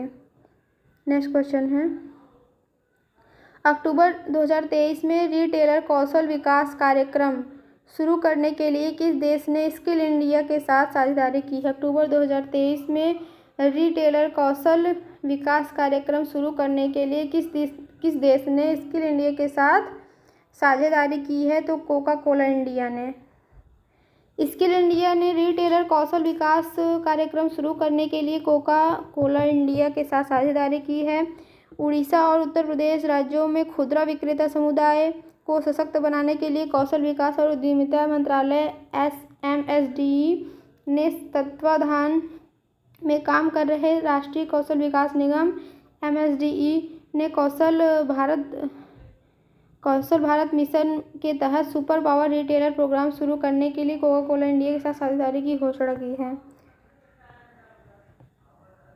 कौशल विकास और उद्यमिता के लिए राष्ट्रीय नीति जो है 2015, प्रधानमंत्री कौशल विकास योजना, कौशल ऋण योजना, ग्रामीण भारत कौशल और राष्ट्रीय कौशल विकास मिशन, यह इसके अंतर्गत अभियान है जिसकी पहल है ये। नेक्स्ट क्वेश्चन है, विदेश मंत्री डॉक्टर एस जयशंकर ने ताओदान पार्क में महात्मा गांधी की प्रतिमा का अनावरण किया। यह निम्नलिखित में से किस देश में स्थित है? विदेश मंत्री डॉक्टर एस जयशंकर ने ताओदान पार्क में महात्मा गांधी की प्रतिमा का अनावरण किया है। यह किस देश में स्थित है? ये वियतनाम में स्थित है। संघर्ष और हिंसा से घिरी आज की दुनिया में महात्मा गांधी कूटनीति के प्रेरक है। सत्य, अहिंसा और लोगों की स्वतंत्रता और आज़ादी के लिए उनके योगदान को संयुक्त राष्ट्र ने उनके जन्मदिन के अंतर्राष्ट्रीय अहिंसा दिवस के रूप में घोषित करके मान्यता दी है। उनके विचार आज भी मानवीय गरिमा, सामाजिक मूल्यों, आध्यात्मिकता, पर्यावरण, स्थायित्व, स्वच्छता और कई अन्य क्षेत्रों के लिए एक बहुत ही शक्तिशाली प्रेरणा है। डॉक्टर एस जयशंकर ने हो ची मिन्ह सिटी पार्टी सचिव गुयेन वान येन से भी मुलाकात की और भारत वियतनाम साझेदारी में हो ची मिन्ह सिटी के योगदान की सराहना की। नेक्स्ट क्वेश्चन है, राष्ट्रपति द्रौपदी मुर्मू ने बिहार का चौथा कृषि रोड मैप किस स्थान पर लॉन्च किया? राष्ट्रपति द्रौपदी मुर्मू ने बिहार का चौथा कृषि रोड मैप किस स्थान पर लॉन्च किया? तो ये पटना में लॉन्च किया है। राष्ट्रपति द्रौपदी मुर्मू कल पटना में एक समारोह में बिहार का चौथा कृषि रोड मैप लॉन्च करेंगी। नए कृषि रोड मैप में कई नई विशेषताएं जोड़ी गई हैं, जिन्हें 2023 से 2028 के दौरान लागू किया जाएगा। जिसमें जो है रोड मैप का लाभ क्या है? कम लागत वाली खेती सुनिश्चित करें और धान, गेहूं, मखाना और अन्य फसलों की उत्पादकता बढ़ाएं। किसानों को आकर्षक मूल्य दिलाने में मदद के लिए पंचायत स्तर पर छोटी भंडारण सुविधाएं स्थापित करें। हरी सब्जी उगाने के लिए क्षेत्रों के लिए कोल्ड स्टोरेज सुविधाएं स्थापित करें। बाजरा, पान, चाय और शहद के लिए उत्कृष्टता केंद्र स्थापित करें। नेक्स्ट क्वेश्चन है, भारत स्टेम शिखर STEM शिखर सम्मेलन 2023 का 5वां संस्करण किस स्थान पर आयोजित किया जाएगा? भारत STEM शिखर सम्मेलन 2023 का 5th संस्करण जो है वो कहाँ आयोजित किया जाएगा? तो ये न्यू दिल्ली में आयोजित किया जाएगा। केंद्रीय मंत्री नितिन गडकरी ने दिल्ली में भारत स्टेम शिखर सम्मेलन 2023 के 5वें संस्करण से संबोधित किया है। आवश्यकता क्या है? आधारित अनुसंधान का महत्व। मंत्री गडकरी ने भारत के सामाजिक आकांक्षाओं को पूरा करने के लिए आवश्यकता आधारित अनुसंधान के महत्व पर जोर दिया है। नेक्स्ट क्वेश्चन है, भारत ब्रिटेन 2+2 विदेश और रक्षा वार्ता कहाँ आयोजित की गई है? भारत ब्रिटेन 2+2 विदेश और रक्षा वार्ता कहाँ आयोजित की गई है? तो ये भी न्यू दिल्ली में ही आयोजित की गई है। भारत ब्रिटेन 2+2 विदेश और रक्षा वार्ता नई दिल्ली में आयोजित हुई है। दोनों पक्षों में सहयोग को बढ़ावा देने के लिए संभावनाओं पर चर्चा की, विशेष रूप से व्यापार और निवेश, रक्षा, महत्वपूर्ण और उभरती प्रौद्योगिकियों, नागरिक उड्डयन, स्वच्छ स्वास्थ्य, ऊर्जा, संस्कृति और लोगों के बीच संपर्क को मजबूत करने के क्षेत्र में। नेक्स्ट क्वेश्चन है, खेल मंत्रालय ने आगामी एशियाई पैरा खेलों के लिए कितने एथलीटों और कितने कोचों, सहायक कर्मचारियों को मंजूरी दी है? तो 303 एथलीट और 143 कोच, जिनको सहयोगी स्टाफ को मंजूरी दी है। युवा मामले और खेल मंत्रालय MIAS के आगामी एशियाई पैरा खेलों में भाग लेने के लिए 17 खेल विषयों में कुल 303 खिलाड़ियों को मंजूरी दी है। एथलीटों की सूची में 191 पुरुष, 112 महिलाएं और 123 एथलीटों की सबसे बड़ी टुकड़ी को एथलेटिक्स स्पर्धाओं के लिए मंजूरी दी गई है। हाल ही में समाप्त हुए एशियाई खेलों में 107 पदक जीतकर भारतीय दल के ऐतिहासिक प्रदर्शन ने एथलीटों, कोचों और सहयोगी स्टाफ को एक विश्वास दिला दिया है कि चौथा एशियाई पैरा खेल कई रिकॉर्ड तोड़ देगा और देश में पैरा खेलों के इतिहास में सबसे सफल होगा। नेक्स्ट क्वेश्चन है, प्रथम हॉकी इंडिया सब जूनियर पुरुष और महिला वेस्ट जोन चैंपियनशिप 2023 किसने जीती है? प्रथम हॉकी इंडिया सब जूनियर पुरुष और महिला वेस्ट जोन चैंपियनशिप 2023 किसने जीती है? तो ये जीती है हॉकी मध्य प्रदेश। हॉकी मध्य प्रदेश ने सब जूनियर पुरुष महिला दोनों वर्गों में जीत हासिल की है। सब जूनियर महिला वर्ग में छत्तीसगढ़ हॉकी दूसरे स्थान पर रही, जिसमें हॉकी महाराष्ट्र तीसरे स्थान पर रही है। छत्तीसगढ़ दूसरे स्थान पे, महाराष्ट्र तीसरे स्थान पे और मध्य प्रदेश पहले स्थान पर है। नेक्स्ट क्वेश्चन है, अंतर्राष्ट्रीय ओलंपिक समिति एक समिति में कितने उम्मीदवारों को IOC सदस्य के रूप में मंजूरी दे दी है?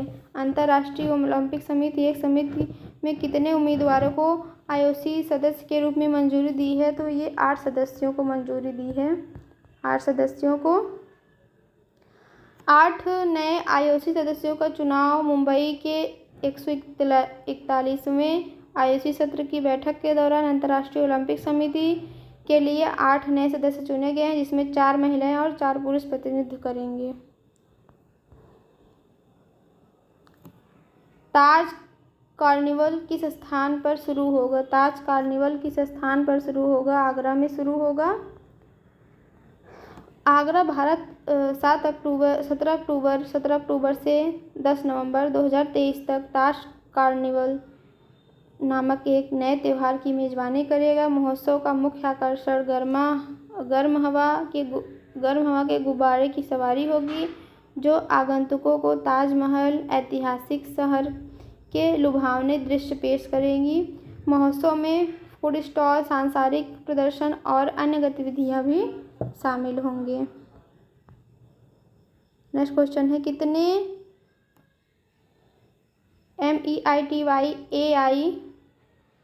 मैती एआई कार्य समूह इंडिया एआई रिपोर्ट का पहला संस्करण प्रस्तुत करते हैं? कितने मैती एआई कार्य समूह इंडिया एआई रिपोर्ट का पहला संस्करण प्रस्तुत करते हैं? तो ये है 7 मैती एआई कार्य समूह ने इंडिया एआई रिपोर्ट का पहला संस्करण प्रस्तुत किया है। इलेक्ट्रॉनिक्स और सूचना प्रौद्योगिकी मंत्रालय ने 7 कार्य समूहों में इंडिया एआई रिपोर्ट का पहला संस्करण प्रस्तुत किया है। रिपोर्ट भारत में एआई पारिस्थितिकी तंत्र के विकास के लिए एक रोड मैप पेश करती है, जिसमें कंप्यूट इंफ्रास्ट्रक्चर, डेटा, एआई वित्तपोषण, अनुसंधान और नवाचार, कौशल और डेटा के लिए संस्थागत क्षमता में अंतर को पाटने पर ध्यान केंद्रित किया गया है। नेक्स्ट क्वेश्चन है, अंतर्राष्ट्रीय गरीबी उन्मूलन दिवस अंतर्राष्ट्रीय गरीबी उन्मूलन दिवस प्रतिवर्ष 17 अक्टूबर को विश्व भर में मनाया गया है। गरीबी उन्मूलन दिवस 17 अक्टूबर को विश्व भर में मनाया गया है। इसका विषय क्या है? 2023 का विषय क्या है? 2023 का विषय है सभ्यकार और सामाजिक सुरक्षा, सभी के लिए सम्मान को व्यवहार में लाना। अंतर्राष्ट्रीय गरीबी उन्मूलन दिवस प्रतिवर्ष 17 अक्टूबर को दुनिया भर में मनाया जाता है। इसका उद्देश्य गरीबों को कम करने और मिटाने के तरीके खोजना और गरीबी में रहने वाले लोगों के प्रयास और संघर्ष को स्वीकार करना है। इसे पहली बार जो है 1987 में पेरिस, फ्रांस में मनाया गया था। 2023 का विषय है सभ्यकार और सामाजिक सुरक्षा, सभी के लिए सम्मान को व्यवहार में लाना है। अक्टूबर के महत्वपूर्ण दिनों की सूची चलिए एक बार देख लेते हैं, इसका स्क्रीनशॉट भी आप ले लीजिएगा।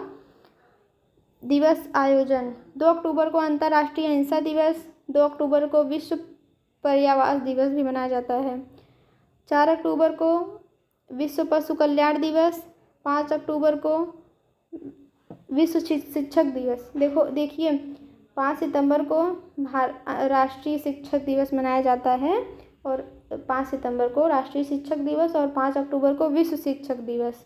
4 अक्टूबर को विश्व पशु कल्याण दिवस, 4 अक्टूबर को विश्व पशु कल्याण दिवस, 4 अक्टूबर को विश्व पशु कल्याण दिवस, 2 अक्टूबर को पर्यावरण दिवस, 2 अक्टूबर को ही अहिंसा दिवस, 9 अक्टूबर को विश्व डाक दिवस और विश्व प्रवासी पक्षी दिवस। 9 अक्टूबर को विश्व डाक दिवस, विश्व प्रवासी पक्षी दिवस। 10 अक्टूबर को विश्व मानसिक स्वास्थ्य दिवस, 11 अक्टूबर को अंतर्राष्ट्रीय बालिका दिवस, 12 अक्टूबर को विश्व गांठिया दिवस, 16 अक्टूबर को विश्व खाद्य दिवस और 17 अक्टूबर को गरीबी उन्मूलन के लिए अंतर्राष्ट्रीय दिवस, 24 अक्टूबर को संयुक्त राष्ट्र दिवस, विश्व विकास सूचना दिवस।